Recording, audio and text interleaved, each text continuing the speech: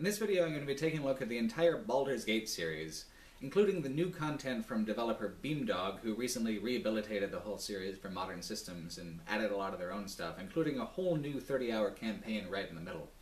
We're going to be looking at all of it, how the old stuff works now, how the new stuff works with what they released way back then, and everything in between. It's also going to take a really long time. There's a timestamp table of contents at the bottom to jump around or come back to it after you put it down. There is no electronic series that has captured the massive scope of adventure that tabletop Dungeons & Dragons is capable of so comprehensively as Baldurs Gate. There are plenty of franchises and series with a grander presentation and tighter plotting, even within the BioWare catalog, but none of them let you experience a story that takes your character from childhood to godhood in a way that's mechanically and narratively seamless. Your actions shape the fabric of a setting that spans far beyond the game itself. It's drawn from dozens of novels and tabletop nodules. It's a setting with a deep and complex mythology already in place before the game even starts. The success of Baldurs Gate as a series hinges not on how well designed a game it is, but on how it blurs the lines between fantasy novel, tabletop role-playing, and digital systems. Sometimes this mix is awkward, but the sheer ambition and craft of the thing is unparalleled almost 20 years later.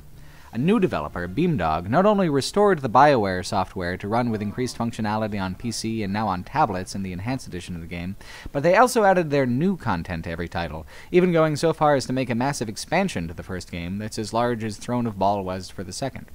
They've kept this series alive and kicking long after the moment passed where these games made the most sense as a retail product. But very few players have actually gone back and revisited the entire span of the Baldurs Gate experience, new and old content alike.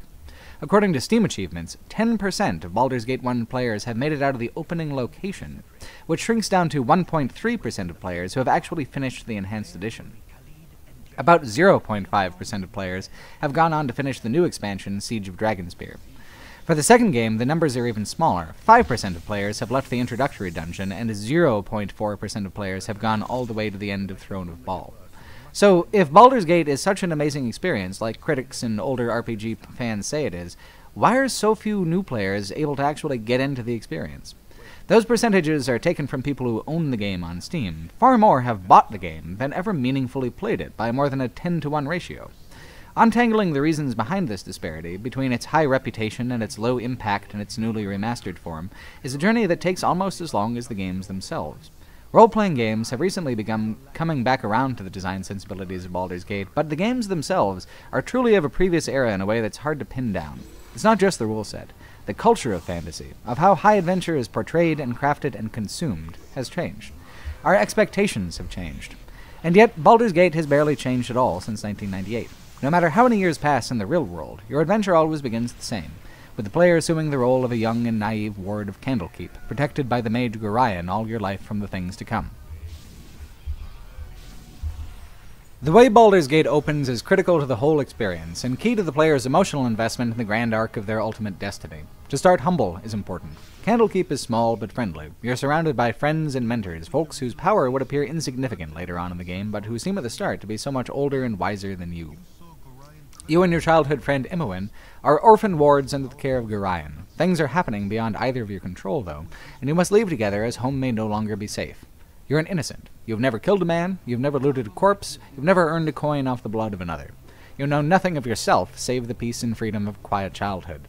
Considering the tide of murder that washes in alongside your destiny, this is a remarkable start.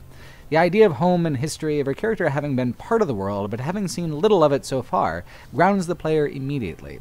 It's quiet, it's pastoral, it's very different from what comes afterwards. Your origin is important in Baldurs Gate, and you'll circle back around to it time and time again over the course of your journey. Gorion and Imowen are family, but when you begin your journey, you're ambushed by a figure named Saravok. He kills Gorion, and you barely escape. The gates of Candlekeep are closed to you with him dead. Imowen is all you have left, and home is permanently behind you at the start of the game. From now on, you're no one's ward. You're an adventurer now. You have nothing to lose and nowhere to go but forward. Before all this, your first optional task was to go and kill rats in the basement for 1 experience point apiece. As cliché as it is, there's something powerfully charming about this. You're an absolute beginner at adventuring. You can barely withstand a single blow from a sword, and the experience comes slowly in Baldurs Gate. By the end of the entire first game and the expansions, you can't really make it past level 9. There's not enough experience points in all the monsters and all the quests. Every orc, every goblin, every lowly rat is a meaningful stepping stone on your adventure, and you'll never truly become a powerhouse of combat or magic. It's a low-level adventure, in a way that digital role-playing games almost never solely focus on anymore. Although it is a typical special destiny plot and a typical rise to power for your character, it happens slower than any modern game would dare, much to its own benefit. Each stage of growth, as a character in the narrative and as a character on the sheet, is distinctive, lasting long enough to feel like an era of your character and not a session of play. It feels natural, or more natural than most games. Typically, a computer role-playing game makes you feel like a badass by the halfway mark. Baldur's Gate doesn't let you become overpowered until more than halfway through the next game in the series. And you wouldn't feel it half as deeply if you didn't have such a strong sense of your character's roots as a clumsy amateur. What's especially remarkable is that Baldur's Gate, the original, has an open world of a quality and depth that wouldn't really be seen again in computer role-playing games until 3D got big, with Morrowind and World of Warcraft in the mid-2000s. There are dozens and dozens of optional outdoor areas, and with the addition of content from the 1999 Tales of the Sword Coast expansion, there's a meaty chunk of large side dungeons as well. All of it freeform, all of it optional. The incredibly low level cap and the excruciating slowness of leveling is what makes this arrangement possible and manageable. Where a modern RPG like Skyrim would use level scaling to make the game's progression nonlinear, Baldur's Gate simply limits its monsters and loot to a sliver of AD&D's broader scope, the levels 1 through 7. That's the way the tabletop game was meant to be experienced as well, and why it didn't seem like a strange design choice at the time. Adventures, also called modules, all had a particular kind of level spread for players to be in for it to work right. And you weren't meant to gain more than a level or two per adventure, certainly not more than one per evening of play. Part of this is social, to allow players who may have missed a session to stay in the level range of others in the party and continue the journey next week when they didn't have to be at work or whatever the obligation was. Part of it is to identify the amount of relative peril you'll be facing, powerful characters versus overwhelming challenges, or fragile amateurs fighting the odds and winning smaller struggles. The tone and rhythm of Dungeons & Dragons changes with different character levels. This has always been one of the fun things about the tabletop experience, the relatively self-contained nature of each module, and the way you'd reuse the same character for harder and harder modules. If you really played from level 1 to 20 with the same group, it would take months of play, dozens of modules. But during that time, you would experience your friendships two ways, as regular friends playing a game together over and over again, and as your characters who would develop an intricate past with one another as adventures pile up behind them. So no one really batted an eye in 1998 that you only got 6 or 7 levels out of a 100-hour game. It was just like real Dungeons & Dragons that way, and also like tabletop Dungeons & Dragons. If the Dungeon Master cannot command the player's attention and curiosity, they inevitably wander off into a myriad of unexpected distractions. Baldur's Gate has much more side content than primary content. Its developer, Black Isle, fundamentally understood that the call of adventure is a strange and haphazard one, and attempting to force the player to do anything at all runs counter to the spirit of Dungeons & Dragons. So Baldur's Gate presents the player with a vast fantasy wilderness, allows the plot to unravel slowly enough to invite a thorough exploration. And then that exploration begins pretty much instantaneously. You and Imoen set out, and the wheels of prophecy begin to turn. Baldur's Gate is not designed like a modern digital role-playing game at all. It isn't exactly a computer game at heart. It's an automated dungeon master. The game being played is still Dungeons & Dragons. The software of Baldur's Gate, the program, is just the technological and artistic framework by which you can play Dungeons & Dragons as a solitary experience.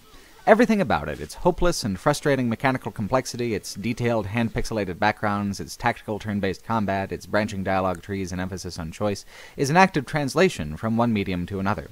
It is an act of digitizing the complex, unpredictable, deeply social experience of Dungeons & Dragons in a way that's completely comprehensive.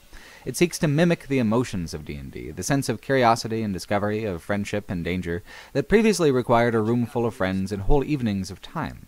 That's the real genius of the game. Few people are able to play tabletop RPGs, it's hard to find a group of willing friends, and even if you've got one, it becomes increasingly hard to coordinate everyone's free time as people get older and responsibilities of the real world accumulate. To take the special kind of slow-burning, highly social, technically complex game experience that Dungeons & Dragons is about, and automate every single role besides that of a single player to be picked up and put down at leisure as time and schedule allows, is a tall order. BioWare had a tremendous challenge before them if they wanted to make a game that was truly faithful to a tabletop experience. Modern role-playing games provide wonderful experiences that make incredible use of the medium of video games, but they fail to recapture the magic of Baldur's Gate, first and foremost because they are trying to be a video game, and a video game only, because they don't seek to translate, mimic, and automate the tabletop experience the way that Black Isle and BioWare did in the early days. It's evident in the systems. A scene is revealed to you as you advance, like it would be described to you by the Dungeon Master. Everything is accomplished with dice rolls. Weapon damage is still listed by the number and type of dice being rolled. On regular and higher difficulties, even hit point gain is randomized with a dice roll. The advanced Dungeons & Dragons rule set is very complicated and very archaic, but in a tabletop setting it makes more sense. Combat is meant to be slow. Everyone talks it through, and each encounter is dangerous. A single climactic combat could take half the night in a tabletop setting, but the tactical options open to the player are limited only by their imagination.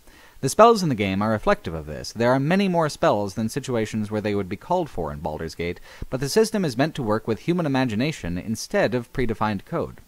They could have easily made a system that was better suited to the limitations of a video game. That's what happened to Fallout, for example. It was originally intended to use GURPS, another complicated tabletop rule set. Black Isle ditched it and made their own, one more tailored to the game. But on release, the point of Baldur's Gate was not so much that it was a new computer role-playing game, but that it was, specifically and deliberately, the one game to finally provide an authentic, single-player, advanced D&D experience. There's one cardinal sin in tabletop role-playing that Baldur's Gate commits that allows it to elegantly one-up most other campaigns in D&D history. It makes the story about just one player in particular, Player 1. It's a special destiny plot. You just can't do that in an in-person group because it's neither fun nor fair for one character to play the starring role. Baldur's Gate's special destiny plotline is cliché, considering that the entire BioWare role-playing catalog uses them, right up through Dragon Age Inquisition.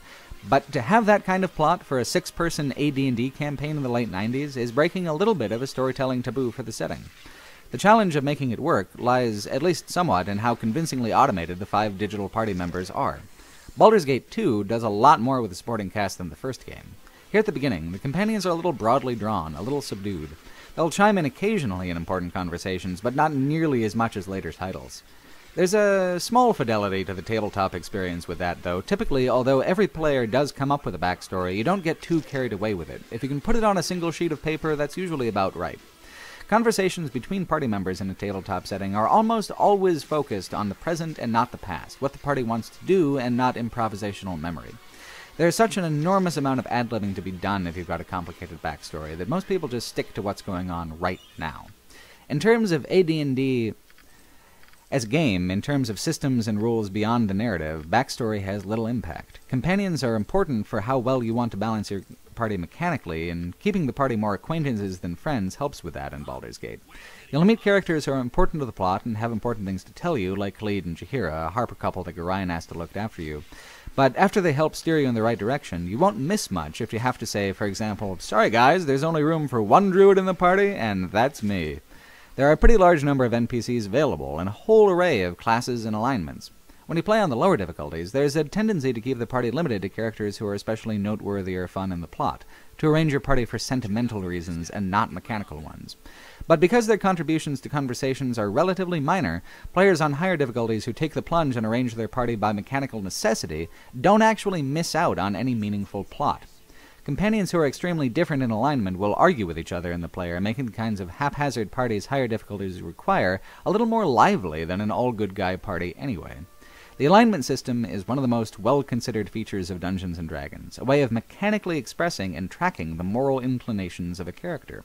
There are spells like Know Alignment or Detect Evil that allow you to know the temperament of a character before even conversing with them. Dungeons & Dragons is a collision of the emotional and ethical internal lives of fantasy characters with tactical and mechanical systems of rules and numeric variables, to make the outcomes of that character's dilemmas unpredictable. We've been playing games like that for a long time now. It doesn't reflect a hurt on how peculiar an experience it is, how artistically strange tabletop role-playing is, sitting square at the intersection of storytelling, performance, and the uncaring roll of the dice. It's the relative cruelty and complexity of AD&D as a rule set that I think is at the root of why modern players have an overwhelming tendency to put this game down and never return to it. Everything is so genuinely dangerous, not just for low-level characters either. The threats escalate right alongside any power gained. Companions, even if you really like them, are in danger of being totally annihilated and removed from the game entirely at almost any time. When a companion dies, they drop everything in their inventory and must be brought back to life with either a high-level spell or taken to a priest. Unless you're disintegrated, turned to stone, or banished to an alternate plane of existence, in which case you'll suffer a permanent, irreversible death. A lot of this is, again, because it was meant to be a social, spoken, out-loud thing. The death of a player in a tabletop setting is a crisis and a quest. The others must band together so that everyone present can continue to participate in the story, and the Dungeon Master can usually be persuaded to be forgiving about a death from an unlucky dice roll or an absent-minded combat decision. Only these permanent deaths force a player to roll a whole new character. They suck. It sucks when it happens to you. But without them, without the threat of absolute and total failure, there would be a lot less tension. In person, this is great. If you put a year into a character and they get eaten by an enormous demon and digested, the whole party mourns for it. It's the end of a performance and the end of an emotional investment. And the discretion of whether to apply that level of peril is left to the Dungeon Master, who can think to themselves, well, Paul's had kind of a rough week, so this mage is going to cast Time Stop, then Fireball, instead of going straight to imprisonment. An automated Dungeon Master will never do anything less than its absolute best to kill everybody at all times. It is fundamentally uncaring in a way that makes AD&D more of an awkward fit for a game. So many of its harshest rules are meant to be applied with human discretion. In the game, Imoen is a childhood friend and later a very important character. But if she gets hit with a disintegration, it doesn't matter. She's removed from the story permanently. Same with everyone else, and that's another reason for how casual the player's relationships with party members are in this first title. They can die, permanently, at a moment's notice, and based entirely off of genuinely random elements for the most part, the right collision of big monster and bad luck. There's one wilderness region that's nothing but basilisks as far as the eye can see, and their primary attack is to attempt to turn people in your party to stone, removing them from the game until a reversal spell is found. There's only one remedy besides reloading your game: story mode. Introduced in the Enhanced Edition, story mode makes your characters invulnerable to permadeath and regular death both. It eliminates carry weight, and it raises everyone's strength to make them more likely to hit in combat. It basically suspends the consequences of the entire AD&D rule set. And if I didn't have it, I'm not so certain I would have played the series from start to finish again either. Here's the absolute truth of the matter. As a PC game, the combat in Baldurs Gate, especially the first one while everyone's low level, is a massively time-consuming affair that begins with the meticulous placement of party members and ends with those characters standing in one place, swinging and missing, over and over, until enough swings actually connect for someone to die. Little is based off of player skill outside of tactical placement, spell use, and inventory management. The dice control the combat. The dice are a tremendous bore. You get into hundreds upon hundreds of violent encounters in Baldurs Gate. Every last one is a chore. Now, there's plenty of players for whom a chore is a challenge, who think that THAC0 is sensible, but THAC0 is pretty emblematic of everything that people don't like about AD&D, the second edition of D&D rules. It stands for 2-hit armor class 0. When you're rolling to hit, you take your THAC0 and subtract the opponent's armor class, and then roll that number or above. So if you've got a THAC0 of 15, which is pretty great, and your opponent has an armor class of 3, which is pretty great as well, you'd have to get 12 or above to hit on a 20-sided dice. The lower your armor class, the better. The higher your THAC0, the better. To call this counterintuitive is underselling the experience a lot. Trying to make your armor class as low as possible is bizarre. This isn't golf. Trying to get a dragon in 1 is not satisfying. THAC0 is wacko, and I want no part of it.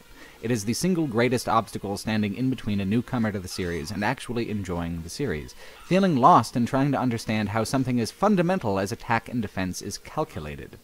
As much as it's easy to criticize games like Dragon Age for being excessively simplified, Baldur's Gate gives the strong impression that overshooting the mark on mechanical complexity is just as problematic in how it makes the player aware of the artificiality and triviality of the game experience. When a game is too easy, you're just smashing buttons to continue. When it's too complicated, you have no idea what buttons you're even supposed to press to continue. Everything I truly love about this game is in the writing, in the art, in the way it draws from the incredible wealth of background information available and commonly shared by Forgotten Realms enthusiasts. Story mode does make the game too easy. I'll freely admit, you barely interact with the rule set, and your success is guaranteed. But if my alternative is having my favorite characters turned to stone and needing to learn a several hundred-page rule set that I will never ever use outside late 90s BioWare titles, I will choose it every time over the impenetrable abrasiveness of Advanced Dungeons & Dragons in its natural form.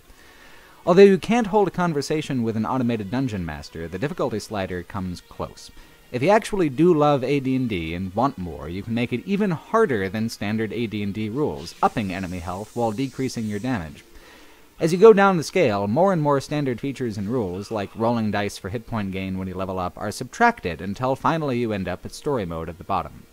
Baldur's Gate is already more like a Forgotten Realms novel than a campaign because it's a solitary experience. You can bookmark your place and pick it back up again at your leisure.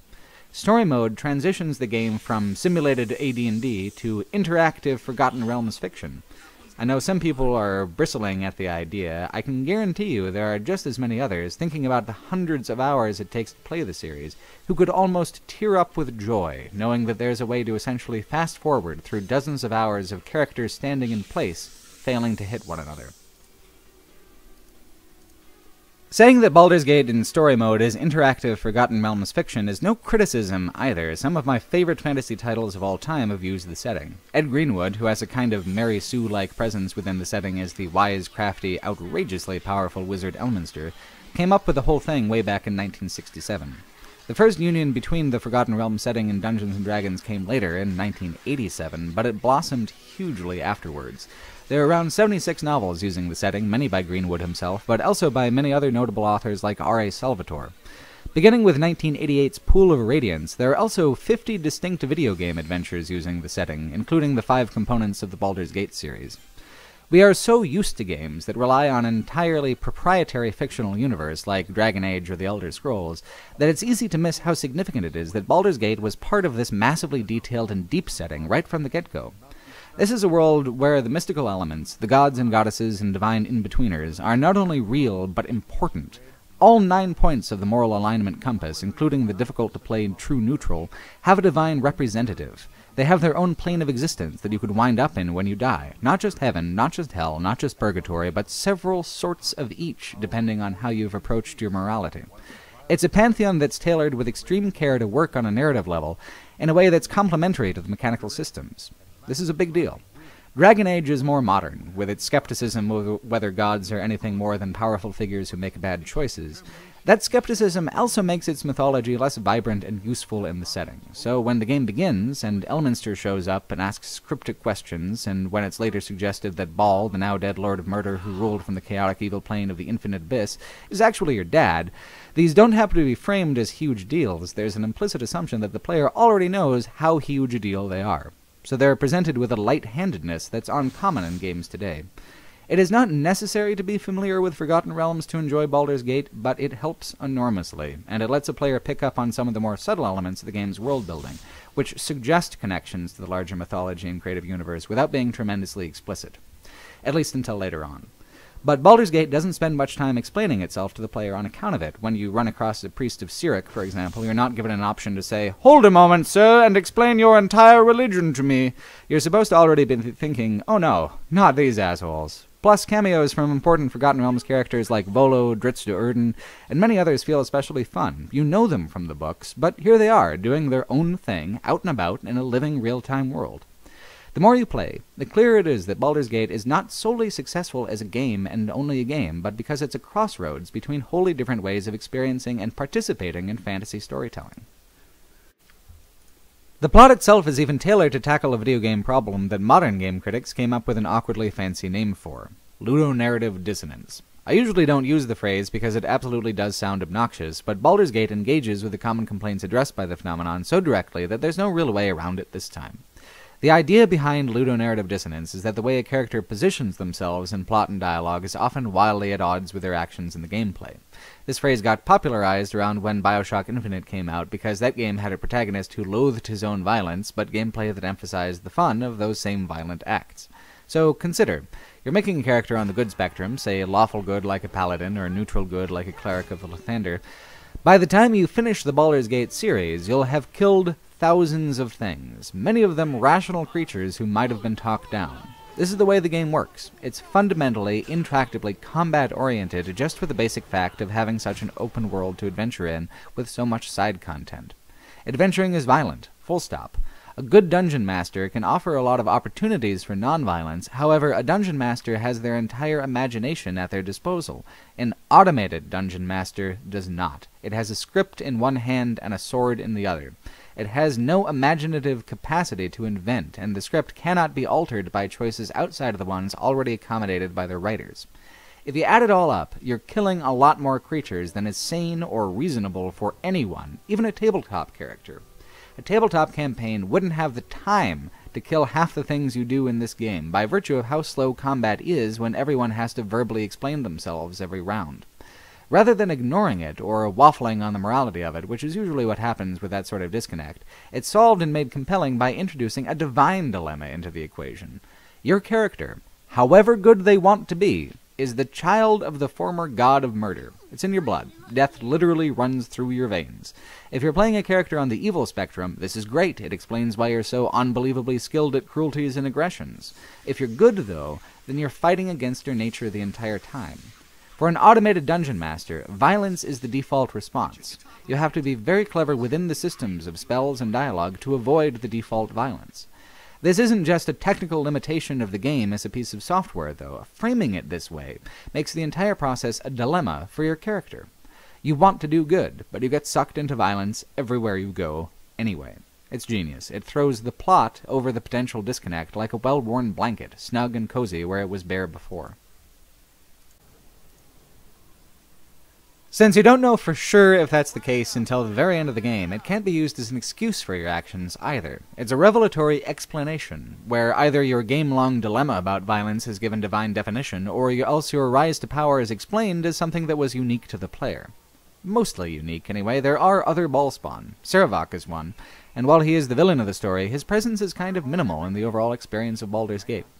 The scope of the series is so large, though, that you actually do get time to get to know him very well. In Throne of Bhaal, the massive expansion for the second game. In Baldur's Gate 1, the momentum of the plot comes secondary to the pleasures of aimless adventure. The original expansion for the game, Tales from the Sword Coast, demonstrates this emphasis pretty well. Unlike the other expansions, it adds no new plot and no new territory, although it does feature an artifact, Soul Taker, that Beamdog would use as a plot device in its own expansion, making the content more significant after the fact. What there is a small town, Olgoth's Beard, and 3 new adventures based out of there. There's a pretty good 2-hour quest to an island of werewolves in search of some relics from the adventurer for whom Baldur's Gate is named. It's got some cleverly executed, if predictable, twists, and is surprisingly hefty in the dialogue department. Then there's also a wizard's prison, where you teleport in and can't teleport out before solving the mystery and defeating a labyrinth full of crazed magicians, which feels like an interesting little bit of thematic foreshadowing for Spellhold in the next game. Then there's the star of the show, Durlag's Tower. There's a lot of very traditional, tabletop module-inspired Dungeons & Dragons quests in this game, none quite as traditional or quite as total an experience as Durlag's Tower. It's a module within a module, and by far the most outrageously difficult part of Baldur's Gate. While on a guided tour of the tower ruins, a demon from below kills the guide and everyone else. Are you adventurous enough to delve into the unplundered lower levels of the tower and defeat the ancient evil? Every single room is filled with traps, treasure, difficult monsters. Like Dungeons & Dragons was meant to be from the very first. It is the purest mechanical distillation of the game, going slowly and carefully room by room, solving puzzles, collecting loot, slaying evil. You need a good balance of characters in your party to survive, especially the climactic confrontation, which pushes your low-level party to the limits, unless you're on story mode, and then you're just missing out. 90% of the entire Baldur's Gate series is pretty great on story mode. This is part of the 10% that isn't. Durlag's Tower is a genuinely beautiful little piece of dungeoneering. It's clearly meant to put people deeply familiar with the advanced parts of Advanced Dungeons & Dragons through their paces, give them something to sink their min-maxing teeth into. The story here is that you, the player, were able to beat it. A part of me wishes I liked and understood AD&D rules well enough to beat it properly, with the difficulty intact, but not a large enough part to actually do so. Durlag's Tower is the mechanical climax of the game, the hardest thing you can do. The narrative climax happens a little messier, with one of the more awkwardly paced third acts in the BioWare catalog. The sense of urgency surrounding the primary plot is, for most of the game, non-existent. You're following vague leads to individual adventures, and while there is a hidden hand behind the troubles plaguing the Sword Coast, there's no sense that you shouldn't go a week out of your way to deliver a journal or rescue a witch from gnolls. Then, you finally get to the actual city of Baldur's Gate, and all that changes. The transition from rural to urban adventuring is rough on the pacing. All of a sudden, you're confronted with the densest concentration of characters and locations in the game when you're almost done with it. The plot speeds up, and you have to choose between supporting the Flaming Fist, the mercenary band who watches over the city, and Sarevok's Shadow Organization. If you're good, you want to stop Sarevok and support the common good. If you're evil, you want to rise high enough in the ranks to usurp the organization right from under his nose. Either way, you have a lot to do, and the city is absolutely massive. Yet it's slightly sparse on quests. All this space, and the majority of it, feels unused. Residences, mainly, which is good for thieves, but bad for an impatient player. The city is mostly just a tremendous detailed background that the final confrontations of the game hinge on. Make an impression, you start to gain a reputation as a champion of the city or a new power within it, and then you go home. A lead sends you back to Candlekeep right before the climax, and it's quite a homecoming. You have grown stronger and more dangerous than any of the figures who helped you through your early steps. Your first delivered scroll, your first rat-filled basement. Candlekeep was a place of peace and refuge your whole pre-adventuring life. When you encounter your enemies within, do you violate the peace of Candlekeep? Either you choose to murder Sarevok's lackeys, or else you're framed for it. Either way, the people who once looked at you as family now look at you like a murderer.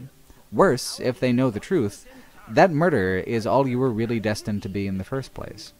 Your character has dreams about their divine destiny, dreams about blood and anger and the satisfactions of both. Some BioWare titles, like Knights of the Old Republic, can be a little more engaging as an evil character. Baldur's Gate, though, assumes that most people are playing as good, and makes the narrative struggle much more engaging for those players on account of it. You'll do bad deeds, and be blamed for bad things. Can you handle these accusations and temptations with grace? Paladins can no longer level up in their class if they stray from the lawful good alignment.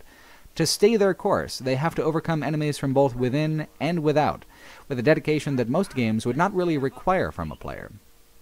Even if you're not playing such a goody two-shoes, the arc is remarkable. From the beginning of the game to the end, in your time away from home, you have lost your innocence and become a child of murder, whether you like it or not. Being the first part of a larger series also causes some problems for the impact of the first game's climax because it's so very obviously in the middle of the story.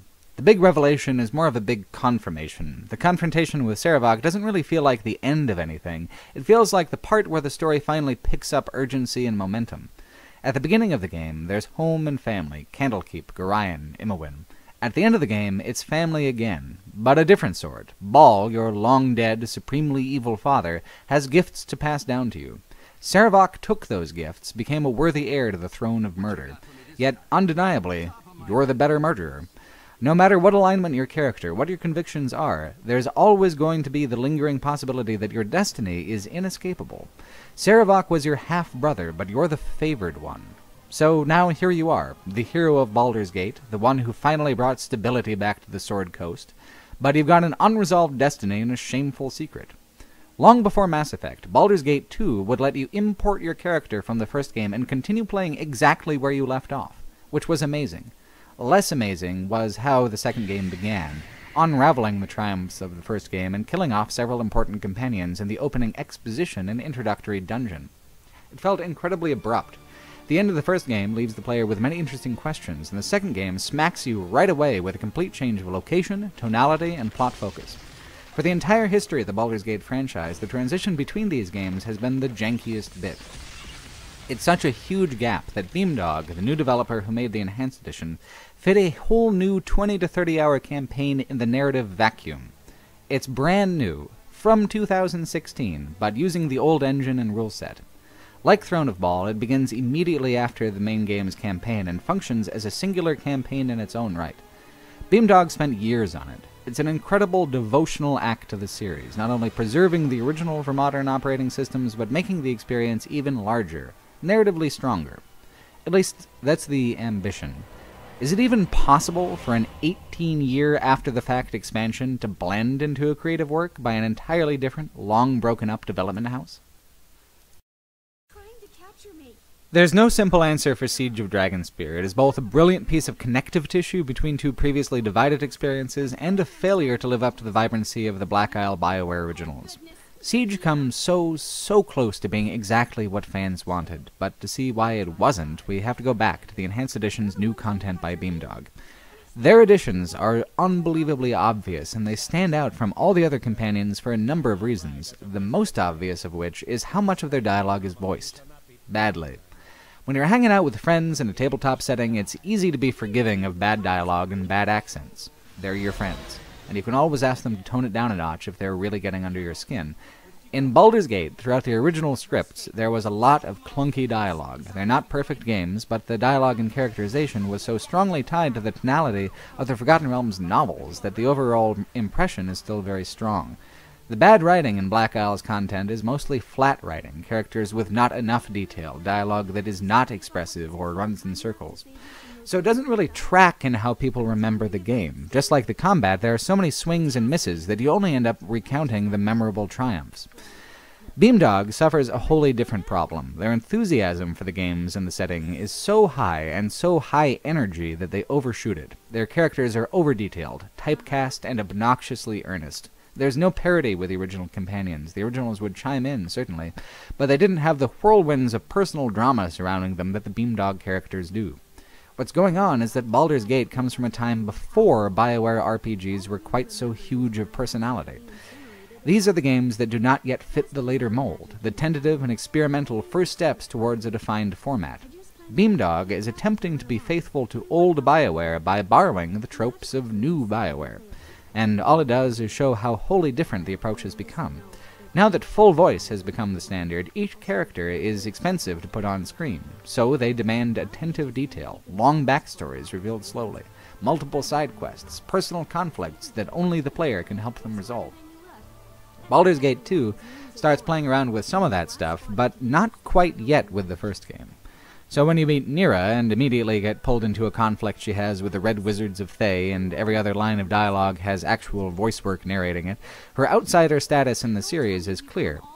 If Nira was a dynamic character, it would be fine to merely stand out as new, but she's a massive cliché, a scatterbrained wild mage who balances cute innocence with magic power, like if you traced out Willow's character from Buffy the Vampire Slayer but made sure she was as dislikable as Dawn. Dorn Ilkhan's the same way. He's an evil guy. He does evil stuff. Evilly. But because he's a big important new companion, you have to kill him several times over the course of the different games to get it to stick if you're playing hardline good.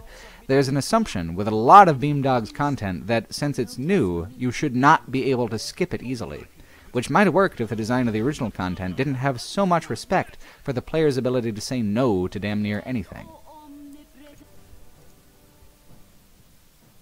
The most powerful parallel I can draw between Beamdog and Black Isle is that of a new tabletop group, getting the hang of high fantasy, and the old guard who knows how to do it with nuance. The biggest difference between the two groups is knowing how to recognize cliché. The more invested you are in fantasy pop culture, the more you've consumed, the more obvious the most common tropes will become.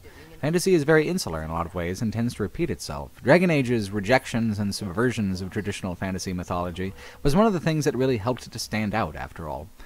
Being as tied to the Forgotten Realms novels and extended universe as the first game is, assuming familiarity on the player's part with the setting in different creative formats, meant that its audience was going to pick up on most cliches immediately. Baldur's Gate doesn't avoid them, it uses them playfully, knowingly. Naturally, your first task is to kill rats in the basement. What else could it have possibly been? Of course this boy wants his lost puppy, but suppose it's a demon and not a boy. Minsk embodies every cliché of the well-meaning adventurer, but the running joke is that bystanders think that Minsk is completely crazy. Beamdog's characters don't have subversions or joking twists that deflate these clichés. They are overwhelmingly, infuriatingly sincere and straightforward. Even the background characters. Like, there's a cool artifact called the Spectacle of Spectacle. They allow you to see creatures trapped between the planes and pull them through. You can only use it 3 times, but there's about 9 creatures that you can use it on. It's a cool quest. But it's given to you by a character who says everything in an "Oh, hey dude" stoner voice. The joke hasn't even been relevant in years. Marijuana's legal down the whole West Coast. We all smoke pot out here, and none of us sound like that. That stock character can finally be put out to pasture, yet here he is. At times, Siege of Dragonspear goes so far for a punchline that it shatters the whole suspension of disbelief. There's jokes in the originals, tons of jokes, and some characters like the Observer who are purely comedic, but never does it feel like something was added for the absolute sole purpose of getting a cheap laugh. Here, there's a lot that's useless without a guffaw at the end, and a lot of that humor is both topical and recent, which makes a big difference. Hearing jokes about things that happened in pop culture a decade or more after Baldur's Gate came out while in Baldur's Gate is odd. Hearing jokes about dumb internet memes pushes it way over the line into pure obnoxiousness. Then there's stuff that's very self-consciously wants to be serious and make commentary on some of the cliches that the script otherwise embraces. Take Baelor and the Goblin Shamaness, for example. Baelor, another Beamdog character from a combat-centric expansion module called the Black Pits, has this goblin in a fighting pit. The goblin breaks out and tells Baelor exactly what she thinks of his imprisonment. It's a little vignette about not making assumptions based on sex and based on race, which is a fine moral. And it's a fine moral that appears right next to low-effort jokes and characters that behave literally exactly as you would expect them to from start to finish based off of cliches and first impressions. If you want to make a point about not trusting assumptions, why reward the assumptions made about other characters elsewhere in the script? Is there any player familiar with the content that didn't expect the mage Heffernan to be a double-crosser? He's a snooty, condescending red wizard with long blonde hair. The originals had one of those too, but they used Edwin for comedy relief and not a climactic plot twist. There's a lot to criticize in how Beamdog deals with characterization and dialogue, which is why it's so impossibly frustrating that a pack of assholes turned the entire conversation about Siege of Dragonspear's quality into an argument about the legitimacy of one of its most absolutely inconsequential, tangential characters. She's a priest of Tempest named Mazena, and if you ask her about her name, she says this. When I was born, my parents thought me a boy and raised me as such. In time, we all came to understand I was truly a woman. I created my new name from syllables of different languages. All have special meaning to me. It is the truest reflection of who I am. This line of dialogue lasts 19 seconds. Mazena as a character only exists to help you with temple services and to teach you how to play a board game against a knight if you're not into killing the knight. And yet, this line of dialogue, this 19 seconds, was the thing that caused a furious backlash against Beamdog.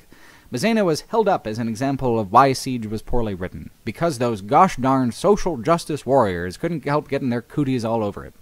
The inclusion of a transgendered background character was going so far in the minds of some players that it constituted a violation of Dungeons & Dragons itself. You can multi-class however you like, but do not you dare take a level in a different gender. Folks said that it was liberal tokenism, that Beamdog was, to quote one Steam review, forcing an agenda down our throats, which prompted this response from Beamdog writer Amber Scott. She said, quote, I consciously add as much diversity as I can to my writing, and I don't care if people think that's forced or fake. I find choosing to write from a straight default just as artificial.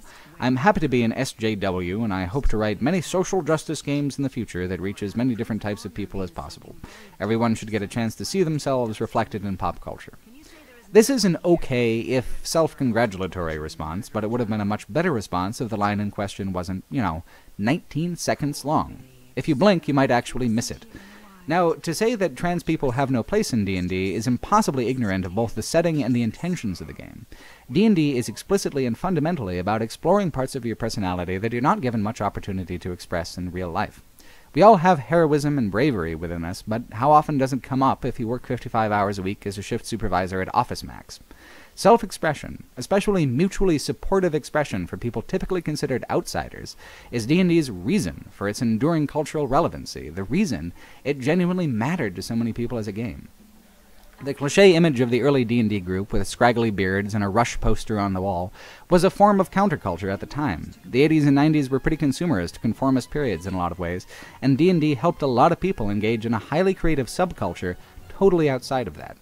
Other people didn't get it and reacted with condescending hostility. Look at the 1982 Tom Hanks movie Mazes and Monsters. It assumes that people who play D&D are broken, emotionally unhinged. They'd have to be to disengage with normal pop culture so heavily, right? Tom Hanks literally cannot tell the difference between fantasy and reality by the climax of the film. The movie, and broader pop culture during that period, made no attempt to sympathetically understand that the act of withdrawal from mainstream pop culture interests was usually deliberate, that worlds of fantasy could allow a broader range of creative storytelling possibilities than limiting yourself to what's seen as valuable by the mainstream. Role-playing is intentionally empowering, it's about improv, it's about self-identity, it's about the social connection and shared experience of adventuring.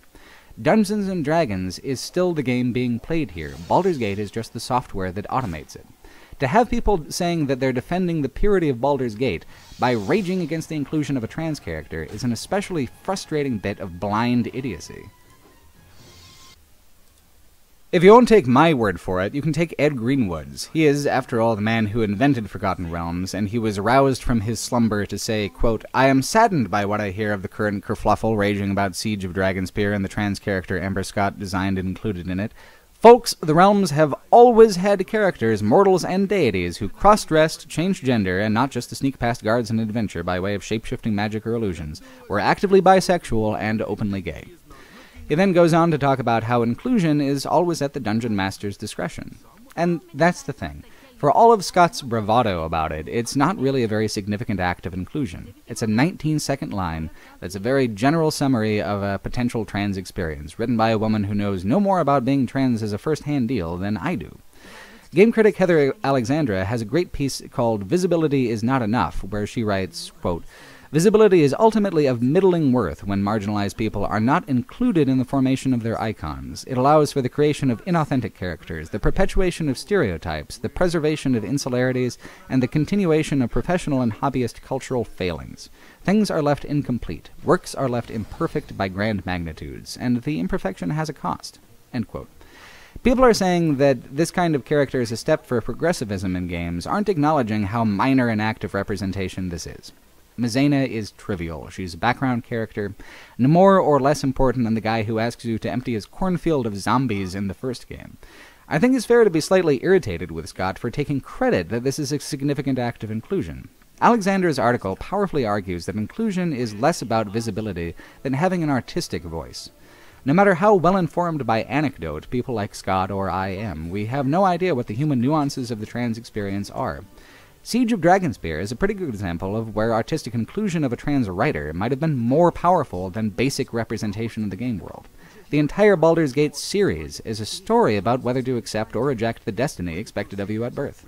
Beamdog's biggest problem with writing is that they care more about the impressions of characters than their believability. Take Glint Gardnerson's son, for example. He's not only derivative of the next game's Jan Jansen, he has got a voice actor who hams up the idea of the character so much that I had no desire to have him actually in my party. He had some jokes that I might have liked if they had not had voice work, but he's barely more than a shtick. The only surefire defense against accusations of tokenism in writing is artistic sincerity. Interestingly, two other areas that Beamdog discussed thinking about in a progressive context did work out quite well. Safana's character is one. They felt she was one-dimensionally flirtatious, so they gave her more of an autonomous personality. As a result, she's one of the few characters that are actually any good on account of how they began by deliberately subverting tropes, by adding dimensions to a straightforward character. The other area is Khalid and Jaheira's marriage. In the original campaign, they didn't interact too much. Here they actually talk about each other and to each other, making plans to surprise each other with anniversary gifts. It's humanizing. I don't think enough RPGs feature romances that happen independently of the player. And it makes what happens in the opening of the next game hit harder. It's in grafting this connective tissue between the first game and the second that Beamdog actually finds their voice and narrative strength. Whether or not Siege of Dragonspear is too modern a title in its sensibilities is a legitimate question, because it affects how it fits in as a middle chapter of the Baldur's Gate series. The short version is that it doesn't fit in well at all. It's very obviously a game from a different time. Why, though? It uses the Infinity Engine, it uses AD&D rules, it is structurally indistinguishable in how it plays from the original. Its very existence is a testament to how much Beamdog loved the original game. None of this, not the enhanced editions, not Siege of Dragonspear, would have happened if not for the intense passion and dedication to the original works and their legacy from Beamdog. It's fair to say that no one knows the Infinity Engine as well as they do now. The passion, ultimately, is the problem. It's too singular in its focus. Siege of Dragonspear draws from a lot of Forgotten Realms lore, but in more of a Dungeon Master's Guide kind of way, and less in a our whole target audience has read R.A. Salvatore and we have to compete with that kind of way. Siege of Dragonspear is marketed towards gamers, as game nostalgia, not as automated Dungeons & Dragons to Dungeons & Dragons fanatics.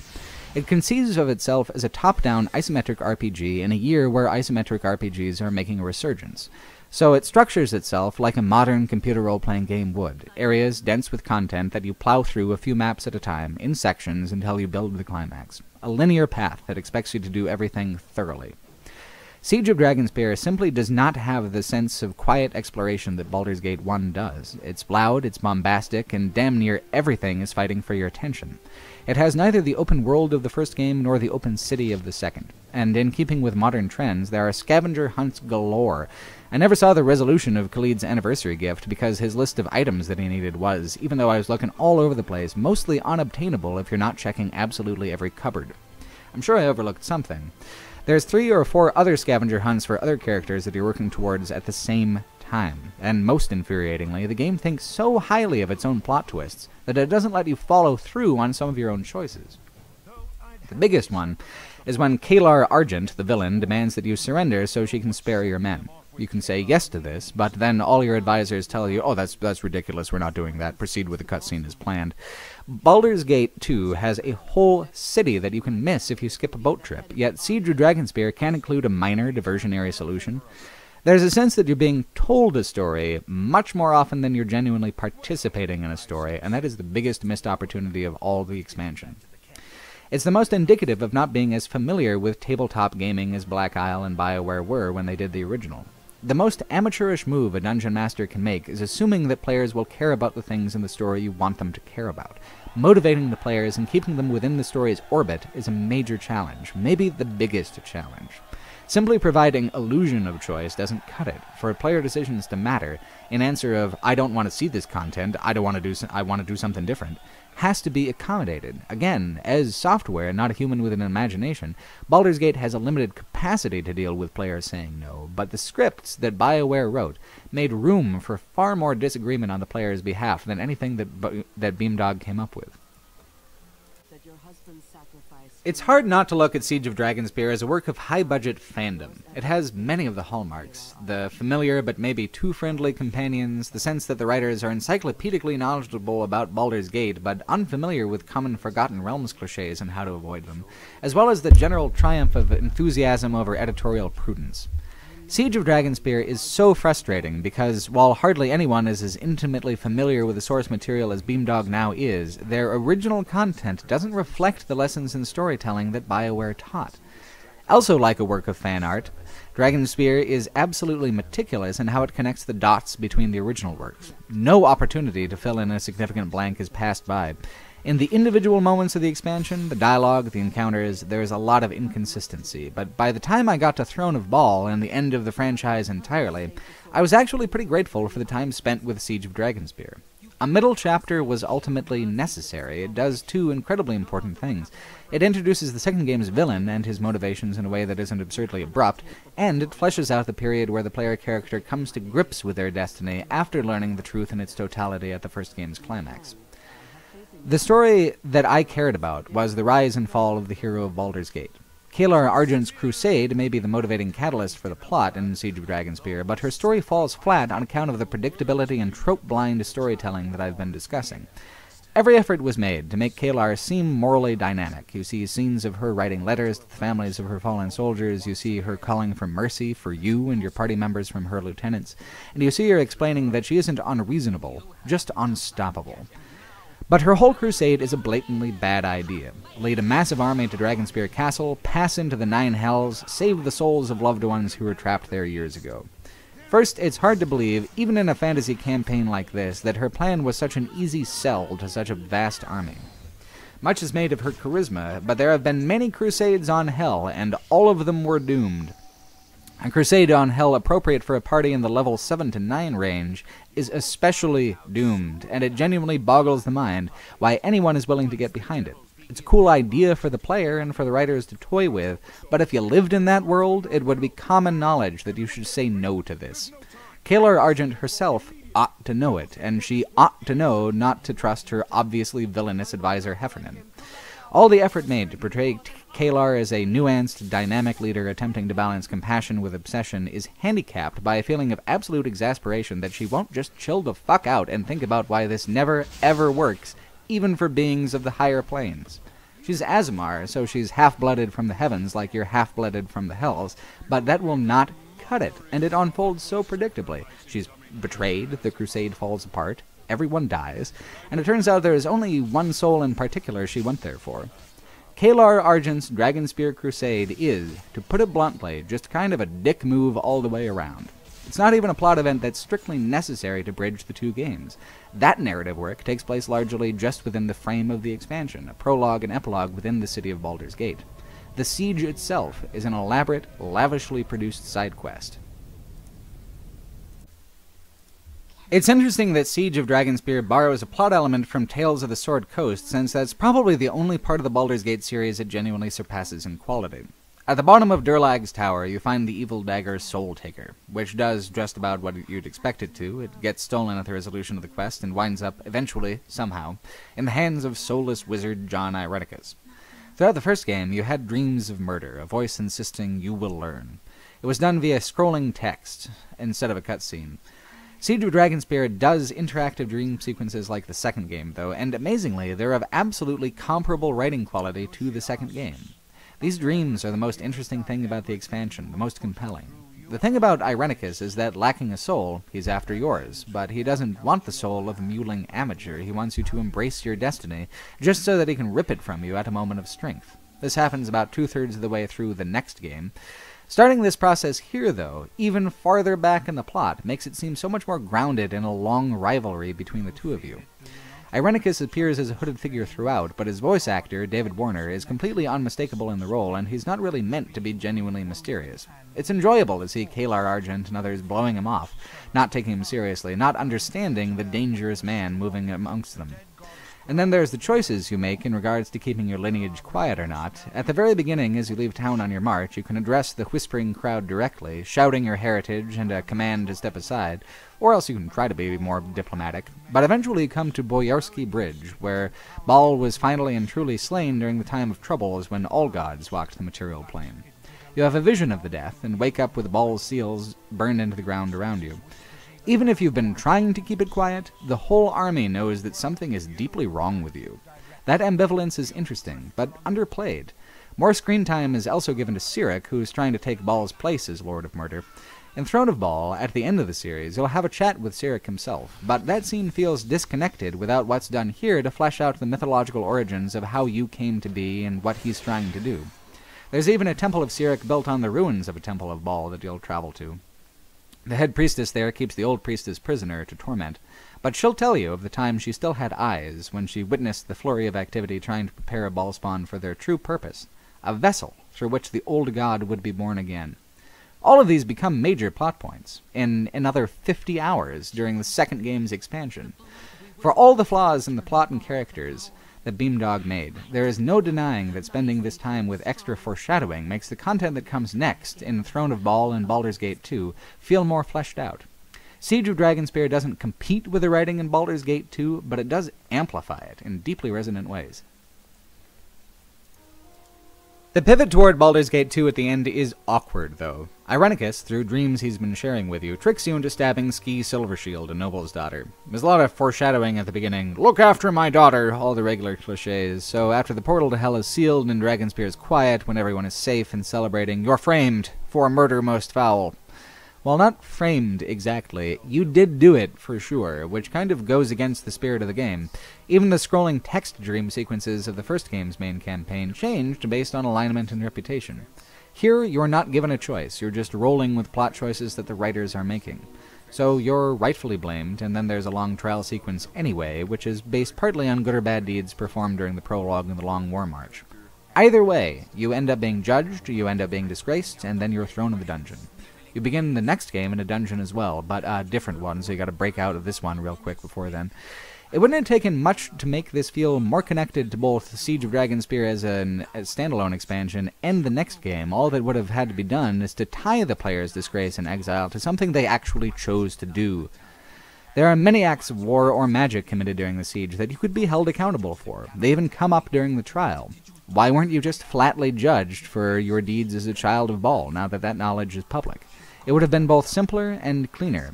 They could have even turned to Neverwinter Nights 2's trial scene as a template, but nope, it's framed for murder. Hey, you did do it, though, in a frankly tangential way. When you are finally broken out of prison, some of your closest companions meet you to escort you out of the city, and there's a fun scene of reunion and adventure, and a sense that even though Baldur's Gate is behind you the way Candlekeep is behind you, your party will be together and the fun can continue. Then you're ambushed, a fade to black, with tortures and horrors to follow within minutes of beginning Baldur's Gate 2.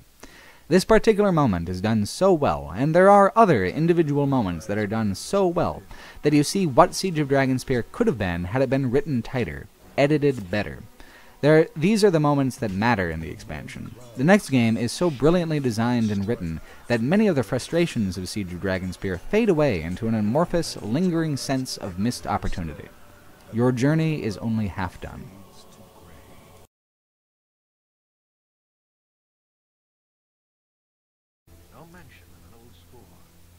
The most remarkable thing about the second game as an RPG is how well it balances player freedom and the choice to explore meaty side content with a primary plot that feels personal and immediate the entire time. They do it by having a strong villain with a developed backstory and a voice actor who knows how to chew the scenery well. Servac was a bit of an absentee villain. His presence is felt, but you don't catch up to him until the end of the game. In the second game, Irenicus dogs you every step of the way, mostly through dreams. It's a fantastic balance. He's physically remote, and you have no idea where to find him or how. You're free to follow any lead in the meantime, but not free to ignore the dark purposes he's marked you for.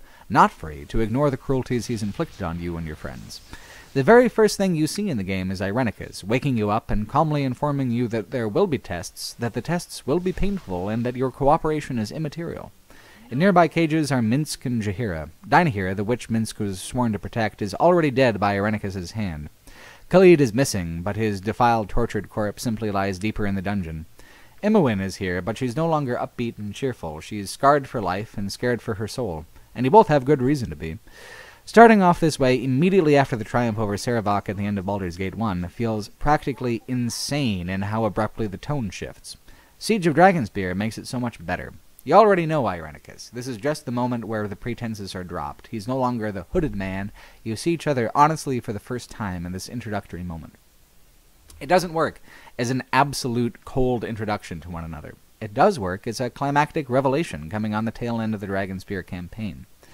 The other thing is the voice work. Growing up, I thought Irenicus had a perfect villain voice. It doesn't track quite as well a decade or two later, but it's still miles ahead of most video game antagonists because it has genuine character, consistent inflections, and personal quirks that make Irenicus feel like a serious, dangerous presence in the game world.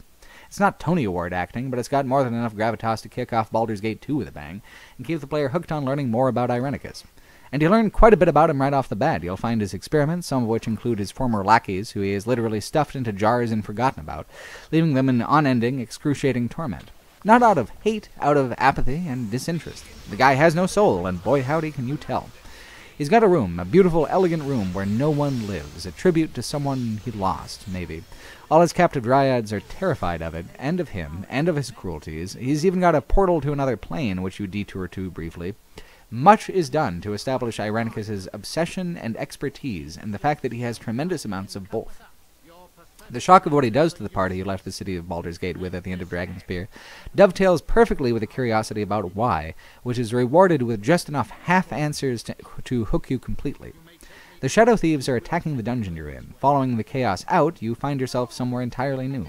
Athkatla, the greatest city of Am, far down the coast from Baldur's Gate.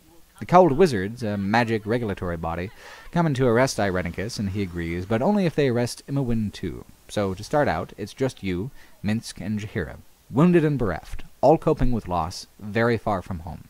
A lonely, low place to begin from. You have nowhere to go but up. Shadows of Am flips the way adventuring was formatted in the last game on its head. The open world is gone, exchanged for an open city of much greater depth than the city of Baldur's Gate in the original. There's still plenty of journeying to be done outside the city, but it's more focused, no more wandering the coasts. Which is just as well, because this is not a low-level party anymore. You're in the mid-level range, where adventuring stakes are kicked up a few notches, and the party is entrusted with more interesting diversions. This is the part of D&D where you actually do run up against dragons. Even with the explosive opening, the game leaves the player free to explore at their leisure by giving them no actionable leads about Irenicus, save that the Shadow Thieves want 20,000 gold coins to share what they do know with you. So you have to adventure, if not for glory, then for the coin to find your friend. Each of the many districts of Athkatla are full to bursting with new companions, involved side quests, local color. You can solve a mystery of a serial killer in the Bridge District. You can infiltrate a rogue faction, the Shadow Thieves, in the docks. You can find out who would want to bury a man alive in the Graveyard District. Those are the short ones. Many side quests last 2 or 3 hours, sometimes more. Like the Cult of the Unseeing Eye, a beholder cult underneath the Temple District. To put a stop to them, you have to not only venture down to the cult's lair in the sewers and talk your way inside, but go even deeper. In caverns far underneath the city, you find a temple to an even older god, whose memory is almost completely extinguished. His acolytes still serve him in permanent on-death, but it's been so long they no longer remember him. They only know they're bound to be there, to wait for something. You provide the something, using the eons-old artifact being stored there to kill the beholder. All of this because you ran across a street preacher who sounded a little too predatory. Or what about the interdimensional sphere that crashed into the slums? You'll have to solve a whole other side quest to gain access, but once you do, you'll travel far outside the material plane and back again. I've lived for a long time now with RPGs that think that checklisting is questing. Baldur's Gate 2 stands in defiance of the idea with some of the most compact and enjoyable questing of any RPG. Nothing is too spread out or impenetrably obscure. The open wilderness of the last game was extremely charming, but meaningful side content was sparse. The quests that were out in the wild were mostly pretty simple. In Baldur's Gate 2, there isn't a single task that doesn't have some kind of narrative context.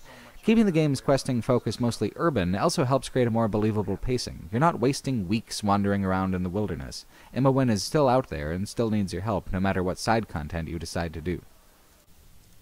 Of course, there's that ridiculous sum of 20,000 gold standing in your way, and that serves as explicit permission to spend at least 1 or 2 weeks wandering around in the woods.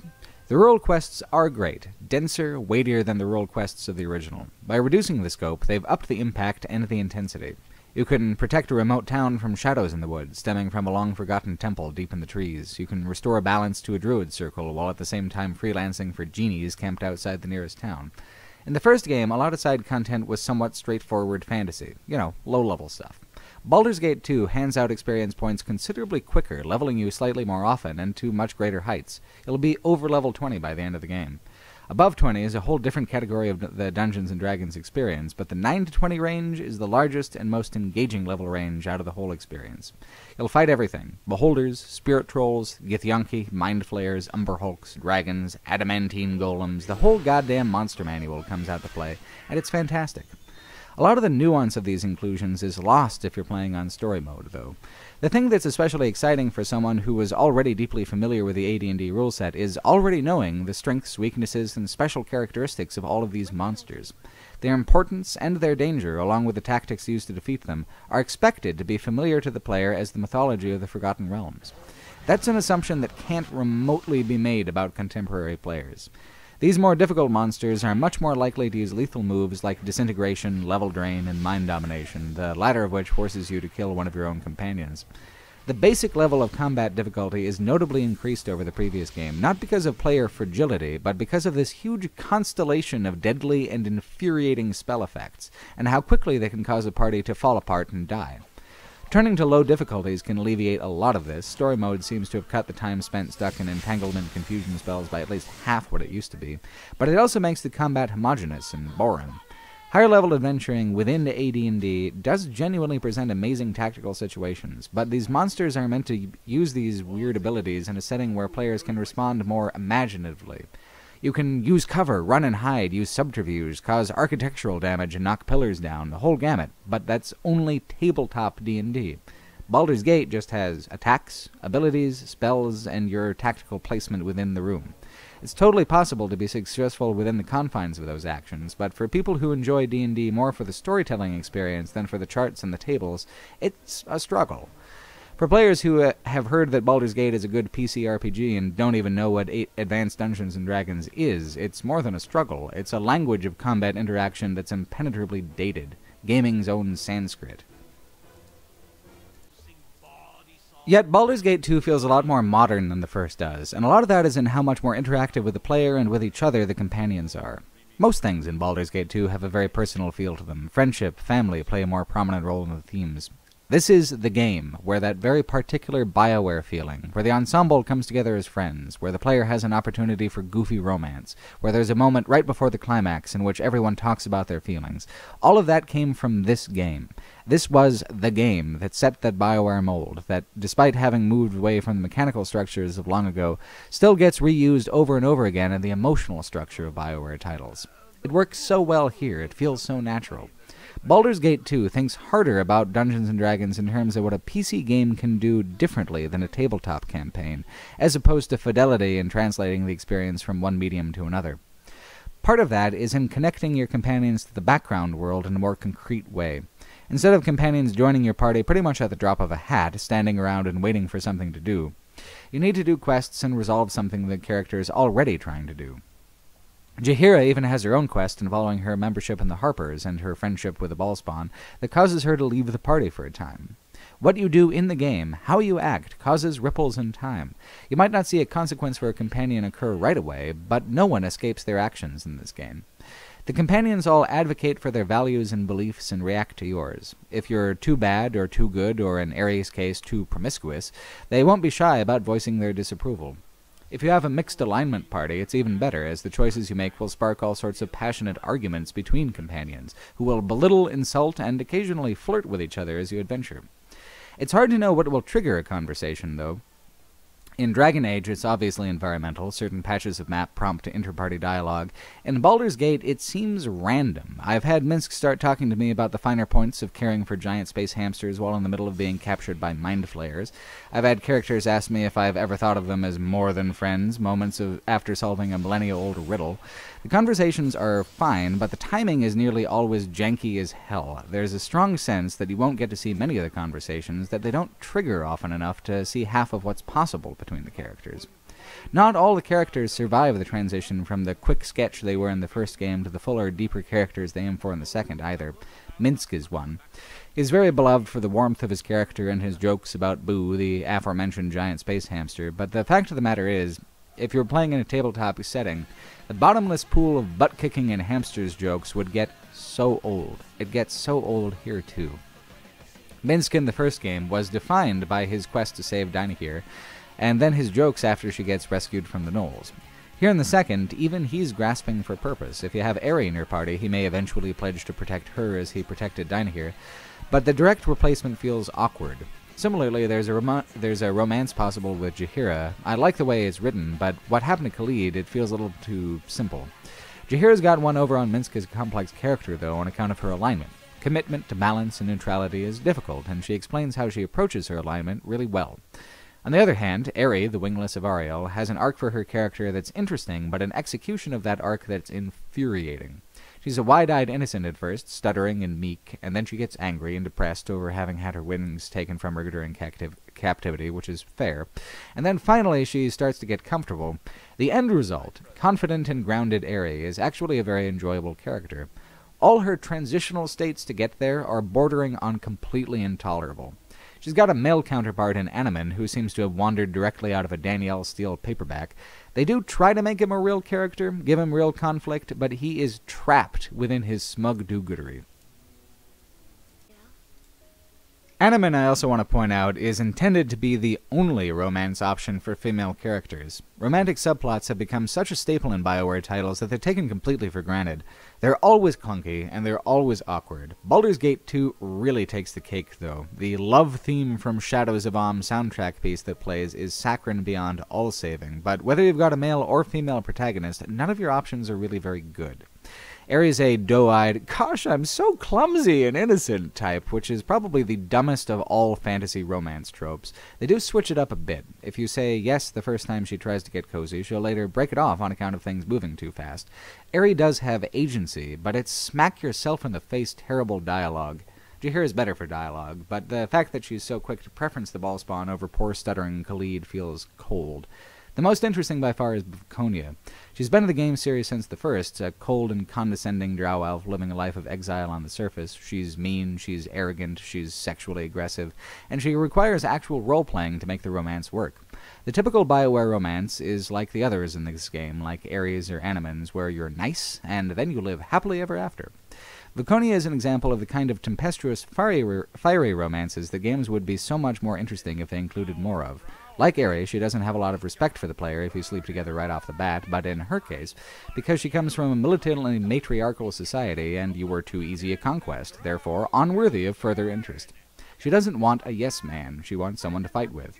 You actually have to fight well together to make it work. Can't be too nice, can't be too distant, you actually have to think about her character is actually complex enough to require thinking about. It's also the easiest to break this subplot, and I think that's why you don't see this sort of thing too often in games. It's easy to wind up with a resolution where the romance really just doesn't work out.